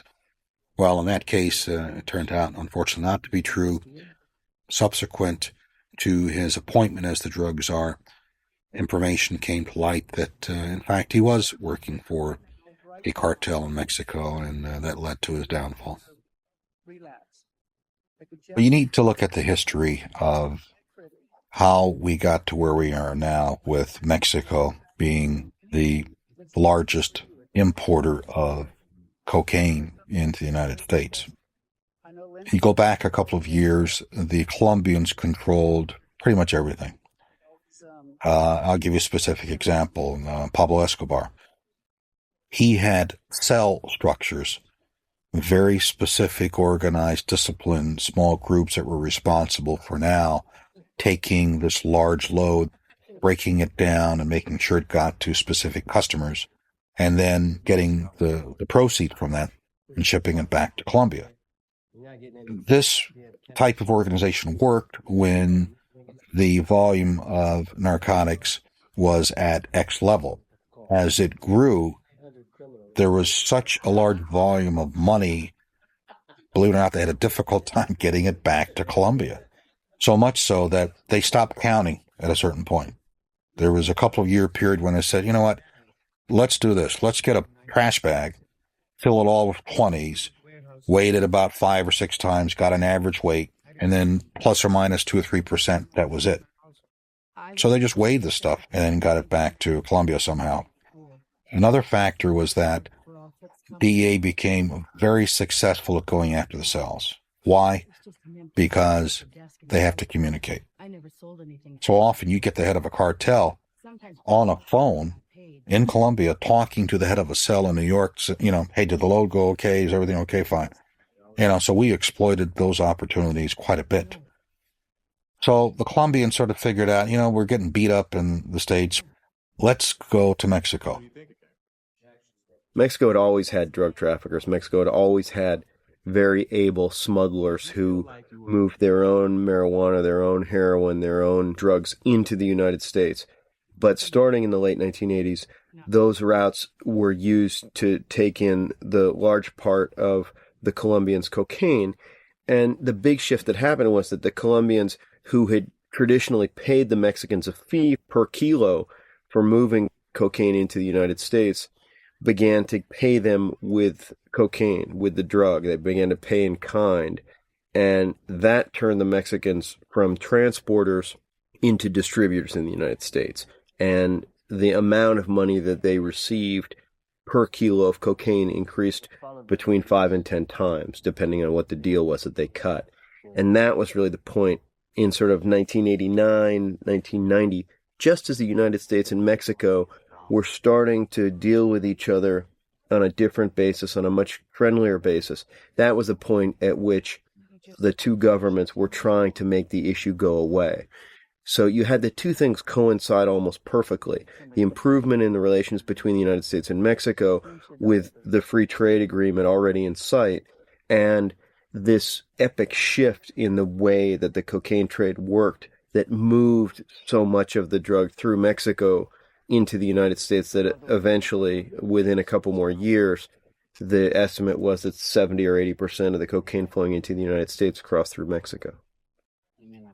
The issue for Mexico is not that there is so much money that it's making everybody rich. It's making some people rich, but there is enough money in a country that has a corrupt, decrepit judicial system in which policemen are paid $200 to $300 a month if they're lucky, that you can really shut down criminal justice as we think of it in certain places where the drug traffickers are powerful.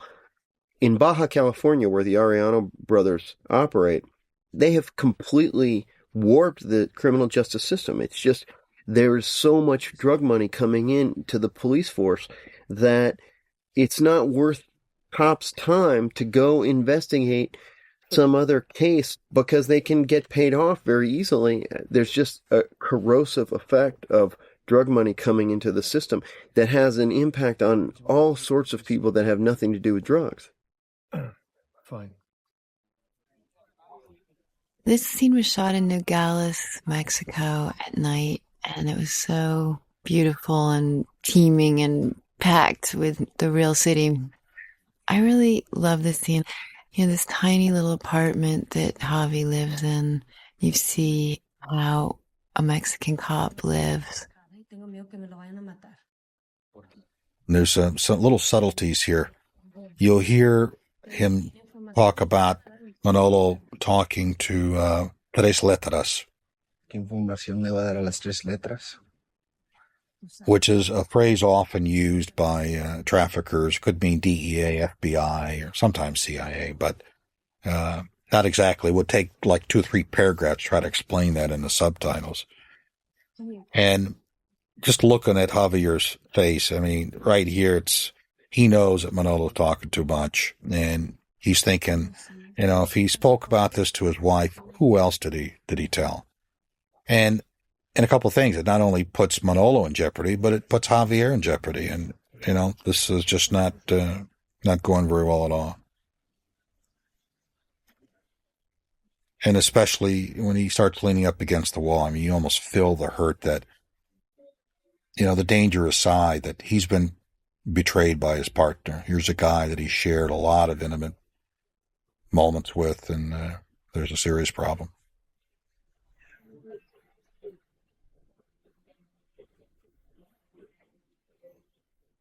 When we asked Erica to be in the movie, Stephen and I met with her and her parents and obviously discussed how we were going to do the sex scenes. And they were happy. That our utmost concern was that she was comfortable. If there's anything she was uncomfortable with, that, you'd take care of it.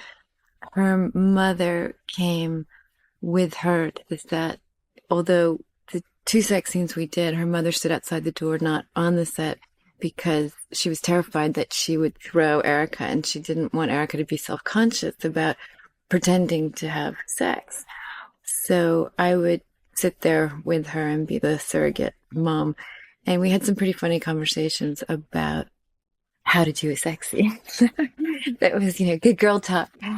And, before we got to filming those scenes, there was a lot of discussion about the things you're required to do, and we made sure that those were all taken care of. But the real trick was just to be in the room, really small crew, she's fully dressed, have her hang out with the actors before, which we did, and laugh and joke. And when it came time to doing it, it was really, really technical. This scene here probably was one of the more controversial scenes in terms of the reaction that at least I encountered with friends and even family members. And when I first saw it, I didn't see it the way they did, and maybe because I was closer to it and I understood what was behind it. But the immediate reaction from virtually any African American that I knew that saw the film was a negative reaction. And it was like, why do they have to show a black guy on a white girl, underage, doing this? It's just typical, and it perpetuates this typical negative behavior. And you said, you're right, but let's look at the setting here. Here she is in the inner city buying drugs. This is her source of supply. She probably can't afford to pay for it out of cash. She's stolen just about everything she can. So this is her way of paying it back. And guess what? This does happen a lot. So the fact that the guy is black, or whether he was Hispanic or white or whatever, this whole setup is realistic on how someone in her situation can pay for drugs. Now, if this had been in Spanish Harlem, it would have been somebody Hispanic. But it was just interesting, the reaction that I got back from people of African American descent who saw this.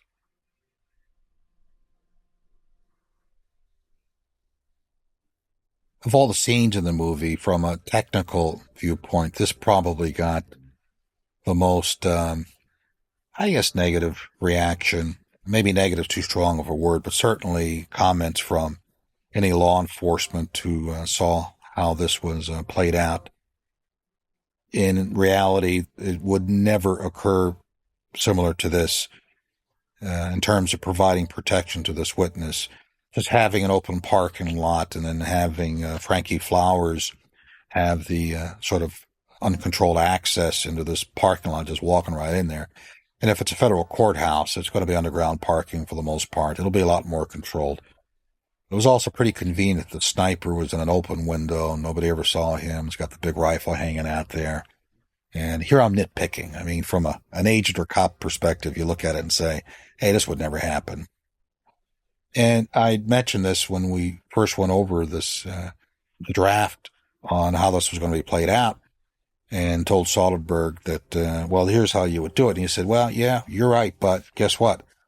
I would have to shoot 4 to 6 more days of filming. It's going to cost me a gazillion more extra bucks, more actors, more settings, so forth.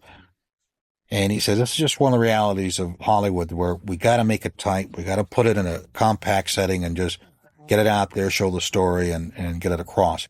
So I got a lesson on balancing artistic desires versus business reality. To delay the testimony of Eduardo Ruiz. This is not maybe the most realistic scene in the movie. It could probably work if this were John Gotti and the Italian mob. They would be able to operate on the U.S. side of the border without, with this kind of impunity, and it would be this focused on a trial of a big mafia don. This doesn't tend to be the kind of thing that happens a whole lot in the drug trade, although that's mostly because big drug traffickers who are still powerful people are generally not convicted, tried, and sentenced in the United States. So it's not inconceivable. It could happen. And it certainly works in terms of all these things that are going on in the film. There's all these different strands that are coming together at the same time. But there's not a lot of precedent in San Diego or LA or Boston or Washington for these kinds of hits.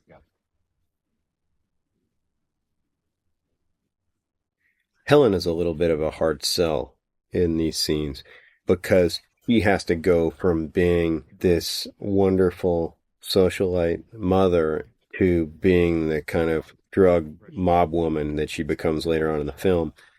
The way that happens and the way that it plays out over a relatively short period of time is really in this one key moment where she decides that she's under all kinds of pressure and the only thing that she can do is to knock off the guy who was going to put her husband away forever. So she finds a phone number, she makes a phone call. This could be the last chance to do this. Now get out of the car and shoot him in the head. Just shoot him. And in the scene, as she's kind of driving around, is about the most persuasive it gets, I think, because she is clearly sort of losing it.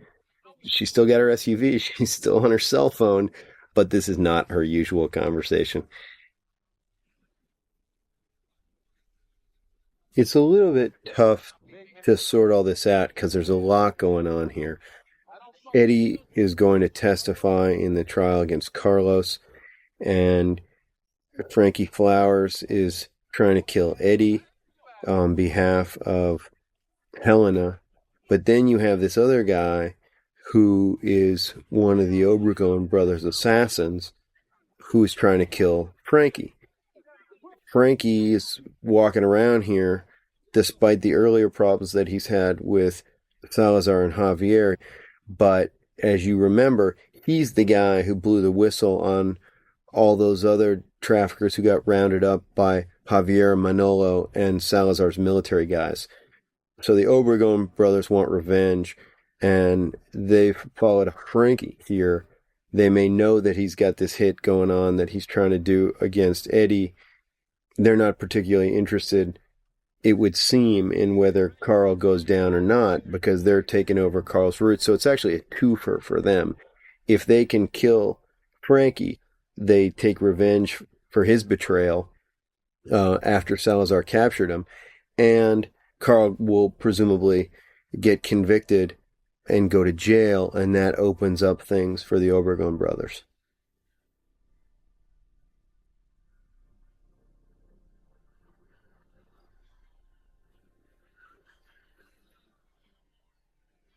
What we saw earlier was Anna expressing concern about Manolo going to DEA and providing information. And Manolo, he's had a little taste of the good life. He's seen Salazar for what he is. He knows that the Scorpion is still alive. And thinks he's being cute. He wants to build up some chits with DEA, possibly make some money for cooperating with them, and still stay in the game and keeping Javier out of it. But he's not that smart. It's certainly in the interest of the general to have this guy taken out. These organizations are sophisticated. They have a lot at stake, a lot to lose. And they take many of the same precautions that you would see in any operation where the risks are high. So they're going to, as best they can, monitor the activities of people around them, even their enemy or potential enemy. They want to know what the police are doing or what the military are doing. And they use this information to their advantage to either solicit someone as an informant or hold information as blackmail to get them to work for them. And many organizations, particularly the Colombians and to a degree the Mexican trafficking organizations, they have very specific cells or individuals set up to do just that, to scout and recruit potential threats, which police officials can be targeted for blackmail or cooperation or bribes or what have you, both in the police and the military ranks. And anybody else who they think could help them in their trafficking activities. What happens a lot is that you have to make a decision. You're either on one side or the other. There's an old saying, if you sit on the fence, you can get hit by both sides. And obviously this is a calculation Manolo didn't take into account, and he paid the price.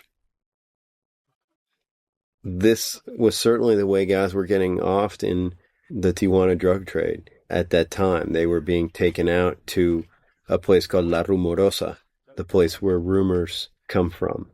And they would be found on the ground or in shallow graves or in cars that had been blown up. It was just a desolate, scary place that was almost like a body dump in El Salvador or Guatemala in the 80s. This scene was a really intense scene to shoot, a combination of that we were under pressure time-wise, the intensity of the action in the scene, the weather out there, which was beating everybody up, and the pressure and desire to make it brilliant and real and important and a real turning point in the movie. There was a lot of thought about, would he be fighting right here? Would he be trying to get away? Would he want to kill him? What would he want to do? And, they did it. They just had to feel it. They had to do the scene quite a few times and act it and feel it. And actually here, it looks like he's walking away, but what he was doing was stumbling and then he throws up. But Stephen cut before that, and I don't think you really see it. So in this scene here, in what he acted was that he's just leaned over and retched, and they're telling him, you're okay, you're going to live. But that kind of going through the process of really what would it be like if you're about to be killed and dragged off was something, that we thought a lot about. This is clearly a big turning point in the film for Javi's character. This is his turning point that takes him into the third act, and having his friend die and that scene that we've just watched is what informs him for the rest of the movie and informs his sympathy, the sympathy you feel for him, the sense that he's stuck in a horrible position. Unlike the Americans, even though Reyes just died, there are death and casualties on the American side, but you don't have to go to work knowing no matter what you do, whichever way you turn, you're probably going to be killed. I mean, that's like Javi seeing his own death as well. Sorry about the other night. Me too. At this point in the film, everyone's, a line has been crossed. Someone's died or they've become corrupted. And this is where Robert's about to go find Caroline and find her in bed. And, that's going to be his crossing the line. I mean, finding her strung out in a hotel room with John, this is when everything changes for everybody. Everything that they were believing and every assumption that they were working on and had based their actions on have now changed.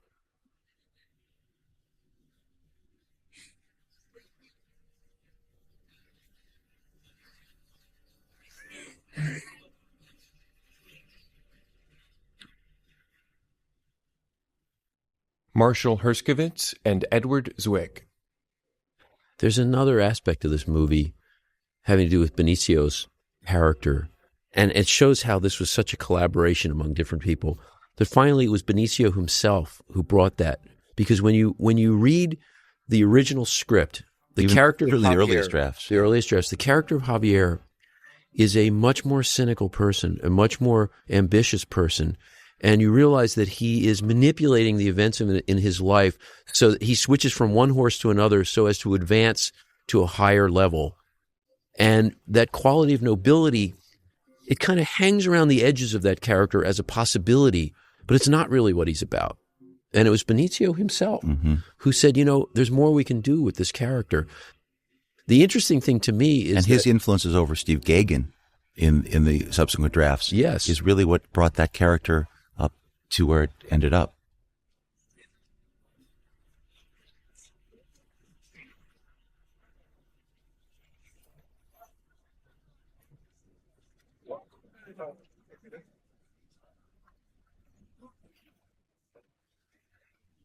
In this scene where Helena is coming to try to cut a deal with the Obregon brothers, she really needs some kind of ace in the hole.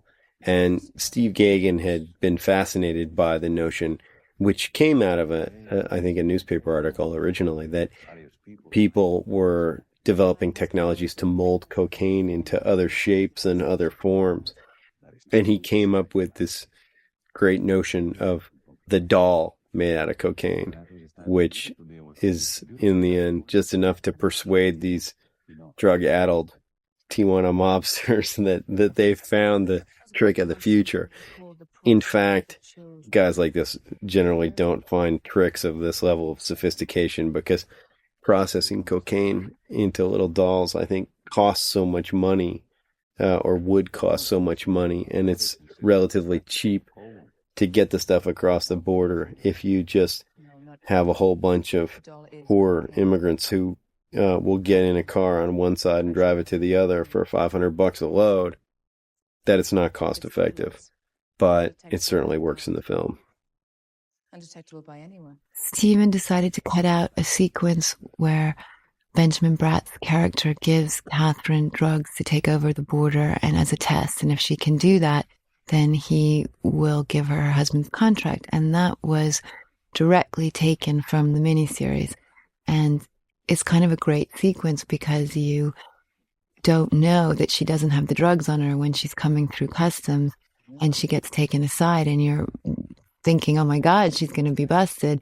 And then she doesn't have it on her and you're like, what the hell did she do? How did she do it?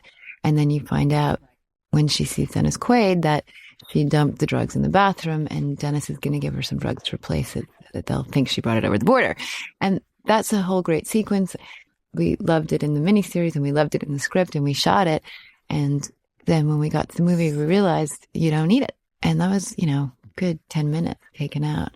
But it's really, really hard to take those things out when you've shot them and loved them and they're acted beautifully. And then you think they're a good suspenseful sequence. So we kind of resisted it for a while and tried to trim here and there. But then Steven made the big zip and it worked.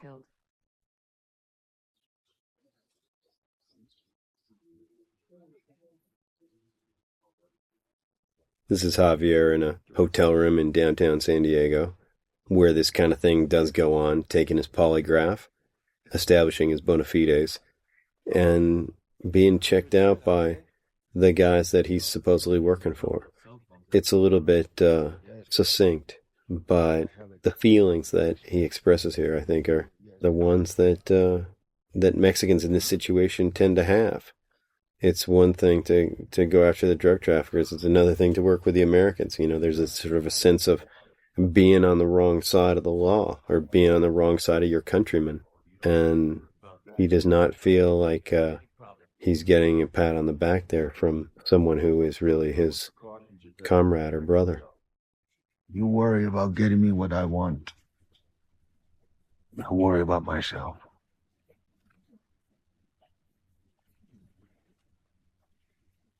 Oh yeah, Javier, you should feel good about this.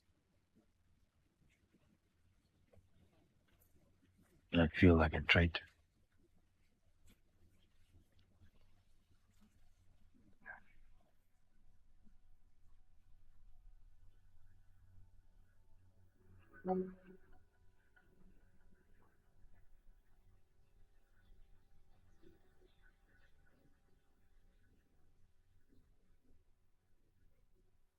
This is amazing. When you sit at that border and you look at the volume of cars going through, and to time this shot to where that car's going through, and then you see Helena and the Mercedes over here, it's like, wow. Like they just waited for her to keep getting up closer and closer, and then had the black car off to the side. So, okay, go.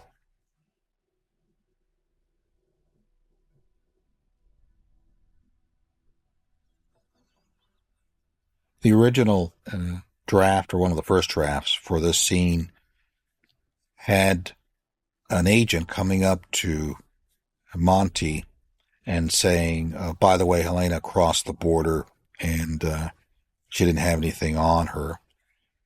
And the way it was first written was that Monty then just sort of left the funeral, ran away, jumped in the car, and then went to the house and started monitoring whatever was going on there. Helena, y'all had just left Club Platinum, the Obregon Brothers place in Tijuana. Yeah. She got stopped at the border. She was clean, and she's back in San Diego now. And he's being told right now that just occurred. But the reality is that would never happen. I mean, you're at a funeral, you put the case aside for a little bit, and, you deal with making sure your partner and your friend had the appropriate send-off, and then you go on from there. Did I wake you? I'm sorry. Listen, No, it's okay. General Salazar has been arrested. It turns out he has been working for Imperial Madrigal and the Juarez cartel the entire time. That is why he was trying to push the Obregons out of Tijuana so he and Madrigal could move in. I thought Madrigal. Marshall Herskovitz and Edward Zwick. The first time we had an inkling that this film might take off is the first preview, which was in Austin. And it was much longer than its current state, probably 25 minutes longer. We sat there. Not one person moved during the entire 2 hours and 50 minutes of it. And then afterwards, even more amazingly, nobody got up to go to the bathroom. It was as if they were working on their SATs. They were filling out these cards, which normally takes 5 or 10 minutes. 20 minutes went by. 25 minutes went by. No one had left. People started leaving after a half hour. And we assumed they couldn't all have been people writing for Anti-Cool News. It was quite extraordinary. We were looking at each other, what are they writing? And then we saw these people had such a personal response to the whole issue of drugs. Every aspect of it, it touched their lives personally. They were so affected by the movie. We looked at each other and said, well, this is something. We don't know what it is, but it's something. One benefit we had was the film was substantially finished several months before the release date. And that gave us a chance to have a very, extended screening program where we could talk to opinion makers. We went to New York go to very students. early. Yeah. We went to New York in August for a movie that wasn't going to be released until December, the end of December. We assembled various people. I happen to have a background in journalism and have a number of contacts who we were able to bring to the film. So did Laura. So did Marshall. People were interested in Stephen's new work. We took it to D.C. We showed it to people in the DEA. We had a screening for members of Congress. We tried to have it be something which people among themselves would begin to talk about long before we began to talk about it to the general public, so that when it arrived in the general public, these other people would begin to write about it as well.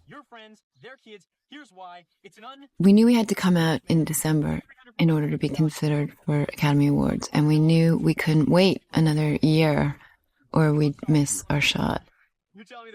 And it was a hard choice because Steven had Aaron Brockovich and Michael had Wonder Boys, but Traffic had to come out by the end of the year for Traffic's sake. And it was kind of a high-class problem that your two people have other really good movies out there. But in order to be written about in December, all the long lead press needs to see the film in September. And that was a huge risk because normally you don't show the film to press until it's done. And we just didn't have that opportunity. And so we could either not show it to them or we could show it to them unfinished. And we picked a bunch of journalists, a group of sort of hand-picked journalists to come to a couple of screenings. And Steven and I went to them and stood in front of everybody and said, look, the film's not finished, but this is essentially what it is, and we're proud of it, and we want you to know what we've done and hope that you'll want to write about it. And it really, really paid off. And they got it, and they were really excited by it. And if we hadn't done that, we would have been in really bad shape. And it was just fortunate that worked, but it was a big risk. And one of the other issues that we had to struggle with in selling the movie was how much is it an issue movie and how much is it this piece of entertainment? Because we weren't making a documentary. We didn't want people to feel it was a pill they had to swallow, but it was about something. And we wanted, you have to sell movies as entertainment, which we hoped it was too. So the first trailer that USA made, which we used, was fantastic, but we were laughing. I remember Steven saying, oh my God, it looks like an action film. It looks like an action thriller. And so we really stayed away in the early days from the issue aspect of it because we felt if it didn't work as like a good drama, a good thriller, people weren't going to want to see it no matter what the issue was. How does the public get a hold of a notion that this film is going to be great and that one isn't? A lot of it has to do with critics, but not all, because plenty of films come out with incredible critical praise. Shawshank Redemption was a good example.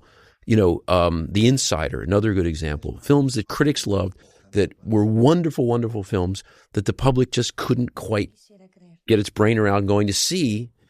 And why this one took off, finally, it's a little bit mysterious. It's possible that everyone's lives has been touched by drugs, or they've done drugs, or they think that drugs are sexy, or they are afraid of drugs, but it's so ubiquitous.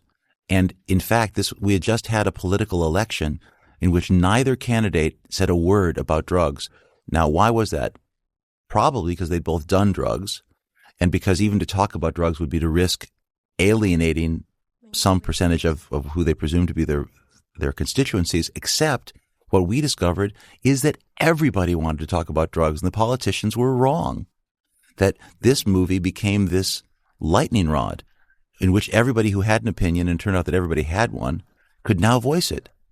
And parents would talk about it to their children, and children could talk about it among each other.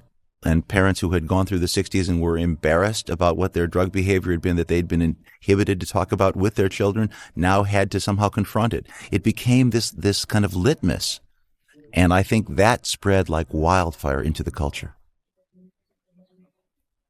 There's a particular satisfaction that I took with this film that goes way back to when I was a young teenager and in the early mid-60s when the culture began to change. And somebody like Bob Dylan could become a huge star by being uncompromising. And then by the end of the 60s, filmmakers could make hit movies by being uncompromising. And there was that little window, which then closed by 1975.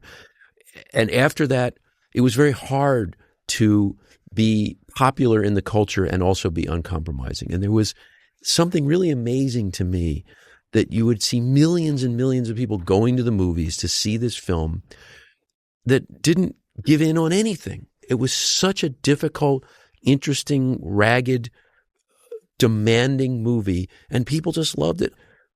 And how strange to see something that was unreassuring, because movies have become so reassuring. And I think that, in fact, was part of its newness. People had forgotten just what that kind of a movie experience could be. But I also think that because it honored so many different voices, it didn't seem to be a polemic. It didn't seem to be preaching to a particular choir. And therefore, people could find themselves in this multifaceted issue and not be alienated as if it had some very ostensible agenda. Although I do believe that in its deepest heart, it does have an agenda.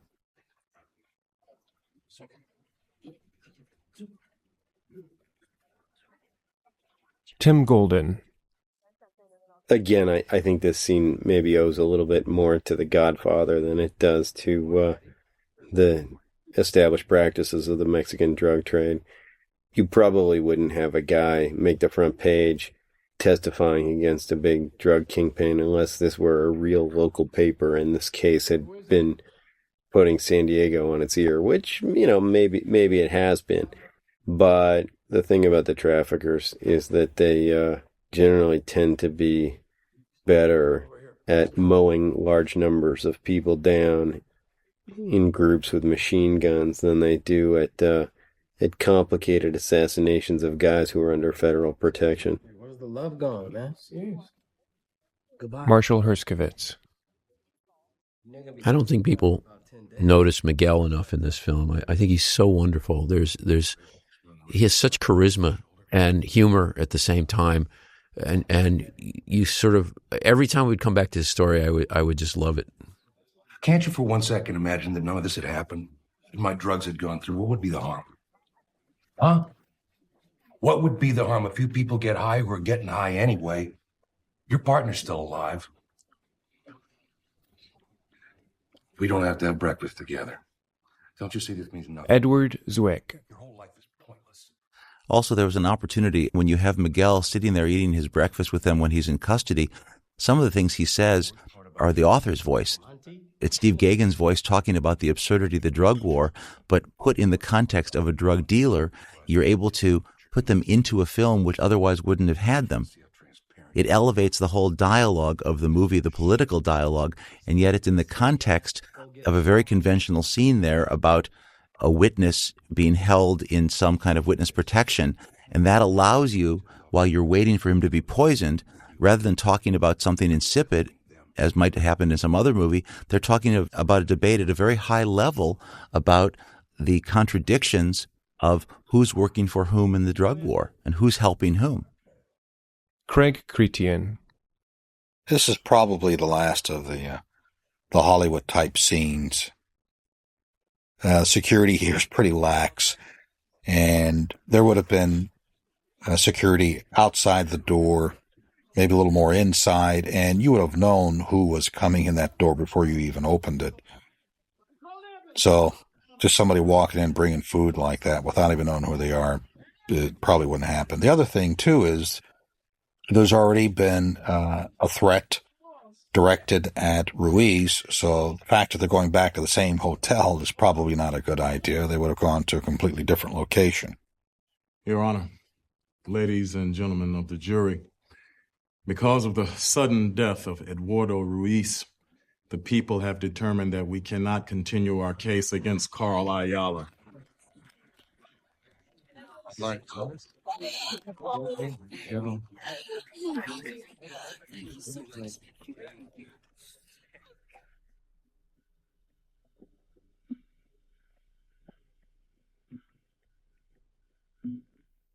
It looked like Javier's having a lot of success in his new role. Some of this, as portrayed in the film, you would see DEA that far out on an operation like this in Mexico. They would be more sort of behind the scenes, perhaps would have participated in providing the intelligence that would have led up to this type of seizure. The press, it would have been there for an arrest like this that Javier was responsible for, but you wouldn't see DEA that overtly out there. This sequence is, I frankly don't understand what Javier's role is here. Is this something that he's monitoring the torture of the general? Did he agree to it? Did he order it? Did he do anything to try to stop it? I don't know, it's a little ambiguous.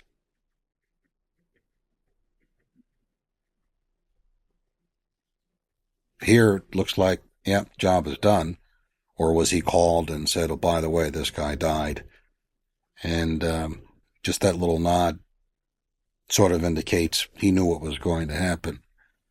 And, I mean, the reality is that's, that's probably the environment that he has to work in.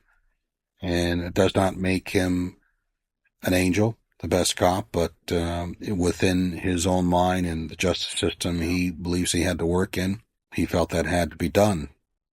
So I got a copy of his speech. It's fantastic. Michael's press conference speech at the end of the movie was one of the hardest things for us to get right, and went through many, many versions. The first draft, the speech was, kind of passive and wimpy. He just said, I can't do this, and walks off. And when Michael had read the draft initially, he'd passed. His character wasn't as developed as it turned out to be. And Stephen and Gagan spent a month working on the script, really beefing up the role of Wakefield. And the speech they had for him at the press conference was the opposite. It was very forceful and strong and full of rhetoric. This was actually our last day of shooting. We were on the West Wing set, Warner Brothers, their press conference room. And a couple of days earlier, we'd been filming the airplane scene where Michael addresses his staff. And Gagan and Soderbergh and I had looked at this final speech and really didn't like it anymore. It was too Hollywood, too macho. We just didn't think it suited his character. So they rewrote it again. And we gave it to Michael the morning of filming the scene. And he came up to me and he said he didn't like it anymore. It had gone back to being too wimpy. And I have a really good friend of mine in Stevens, who at the time was writing for West Wing. And he watched this film, the first take of this speech. And he said, it's kind of weird because the first half of the speech is Michael as the drug czar about to give his war on drugs speech, which is full of bullshit. And as he's reading it, he can't read it. And then he stops and says something from his heart. And Lawrence noticed that they sounded a little similar. They both sounded like speeches. He said, well, if you changed one line in the second part of the speech, it would make a big difference. So I went and told Stephen that in between. Michael's done one take of the speech. And he said, yeah, but Gagan's left. What are we going to do? And then Lawrence said, well, I'm a speechwriter. I'll just change that line for you. So he changed it. And I brought it back to Stephen, and we've already done another take now. And he's like, yeah, this is better. Okay, let's talk to Michael. So we go over to Michael, and this is in between takes, so it's a little hairy, and say, a friend of ours is here, writes for West Wing, and he changed one line, and actually it's better. And Michael said, yeah. So the next take, he read the different line, which really freaked out Lawrence O'Donnell to me on the set and see Michael Douglas read one of his lines.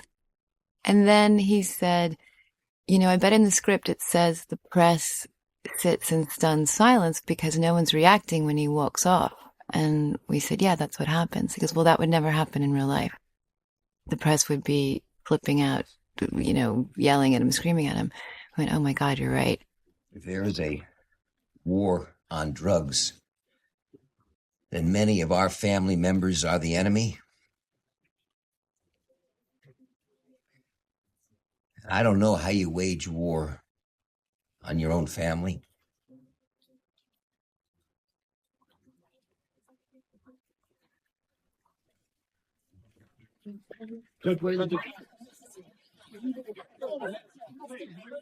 One of our friends in customs, Karen Cody, arranged for us to have a tour of the White House. After seeing the White House and being on the White House grounds, of course, Stephen then wanted to film there. And I did my damnedest to get permission and couldn't get it. There are no movies that have been shot on the White House grounds. So I called a friend of mine, Claire Shipman, who was NBC reporter covering the White House at the time, and asked her if she would invite Michael into the White House press conference room. Anybody can go in and get a tour as a, tourist or a guest. So Stephen set his camera up on the street outside, and Claire walked Michael in, and he walked off, and we stole it. we actually went back to Washington to steal that shot. That was how important it was to Steven to get it. And it was a little hairy because we'd, all come down for one day. Michael had flown from New York just to get this shot because it became kind of the holy grail. We had to have this shot of Michael walking off the White House grounds past what they call Monica's Beach. It's where all the press set up during the Monica Lewinsky scandal. And I don't think they knew what we were doing. Nobody knew what we were doing. But it was quite exciting to steal it. Hey, Arnie, it's Saturday. I was always very skeptical about the notion that the film was going to have a big impact. I don't think it got done because people thought that this was going to make a big difference. I think everybody has been stunned by the impact that it's had. And I'm not sure that it's even necessarily something positive to think that after 20 or 30 years of this kind of round and around motion of American policy in dealing with drug taking and with the international drug trade, this film somehow finally drops the dime on people. It's a sort of sad state of affairs if it takes something like this for people to figure out what's going on. I mean, they live it all the time. But, what you do see is that there is a incredible circularity to the political discussion. People don't have good solutions and they don't find ways to talk about it. I think what the film did was to give people some things to latch onto and to start conversations that, at least in some cases, really did move on to more substantive and hopefully more positive areas. For you.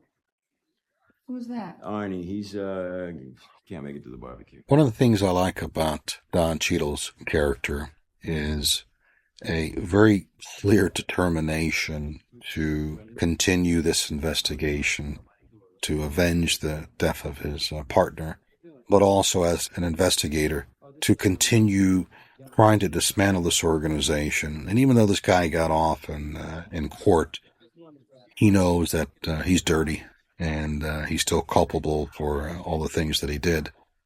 And so within context of the law and still working as a DA agent, they're continuing the investigation.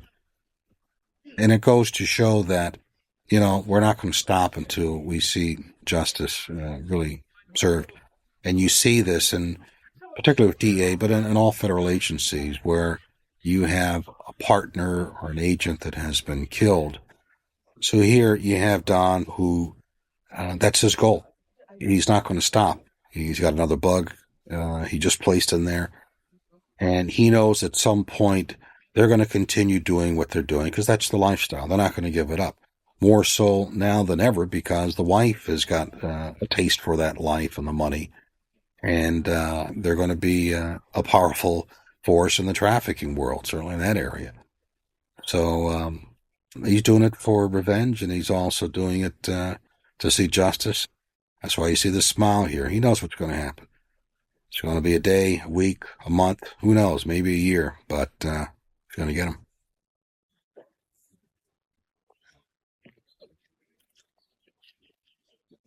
On the good days. In the first draft of the screenplay, the last scene of the movie was Caroline climbing out the window of her house to go off and do drugs again. And it was great, but it was so bleak. And since she had already gone to rehab earlier in the movie and it had failed, we felt we were being truthful to the idea that rehab doesn't always work, but if anything works, it's rehab. So Gagan wrote this scene, and Michael's line, "We're here to listen," sort of sums up the movie. The movie tries to present how things work or don't work without taking a stand that we know what to do. It may be that some people think, oh, it's a studio thing, we had to have a more upbeat ending, but it really wasn't. It was, me and Steven and Steve Gagan who, as much as we loved the imagery of Caroline going off into the night, it just wasn't how we felt about the issue. We felt the movie was bleak enough, no one was going to accuse us of being Hollywood in this movie, and that we wanted an ending for Caroline that at least presented some hope and rehab presents hope. My name is Robert, and my wife, Barbara, and I are here to support our daughter, Caroline. And we're here to listen.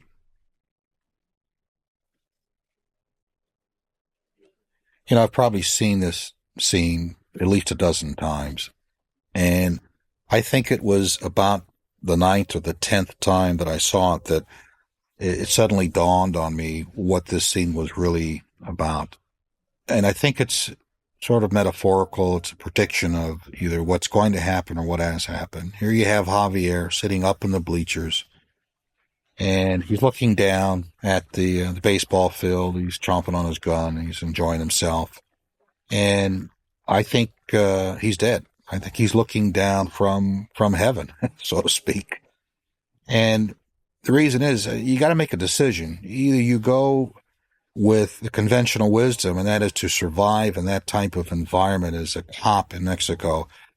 You either have to go with the traffickers, either all the way or some type of accommodation.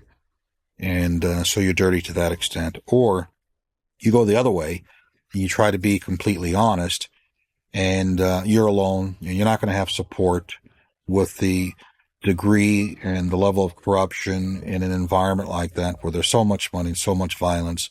Your days are numbered. And unfortunately, you've seen it specifically in Tijuana with journalists being killed and those few police chiefs that do come in and try to make a difference, and their tenure isn't that long. So it just looks like, you know, he did what he had to do. He's looking down on the baseball field. Kids are playing. It's a clean park, and he did his job.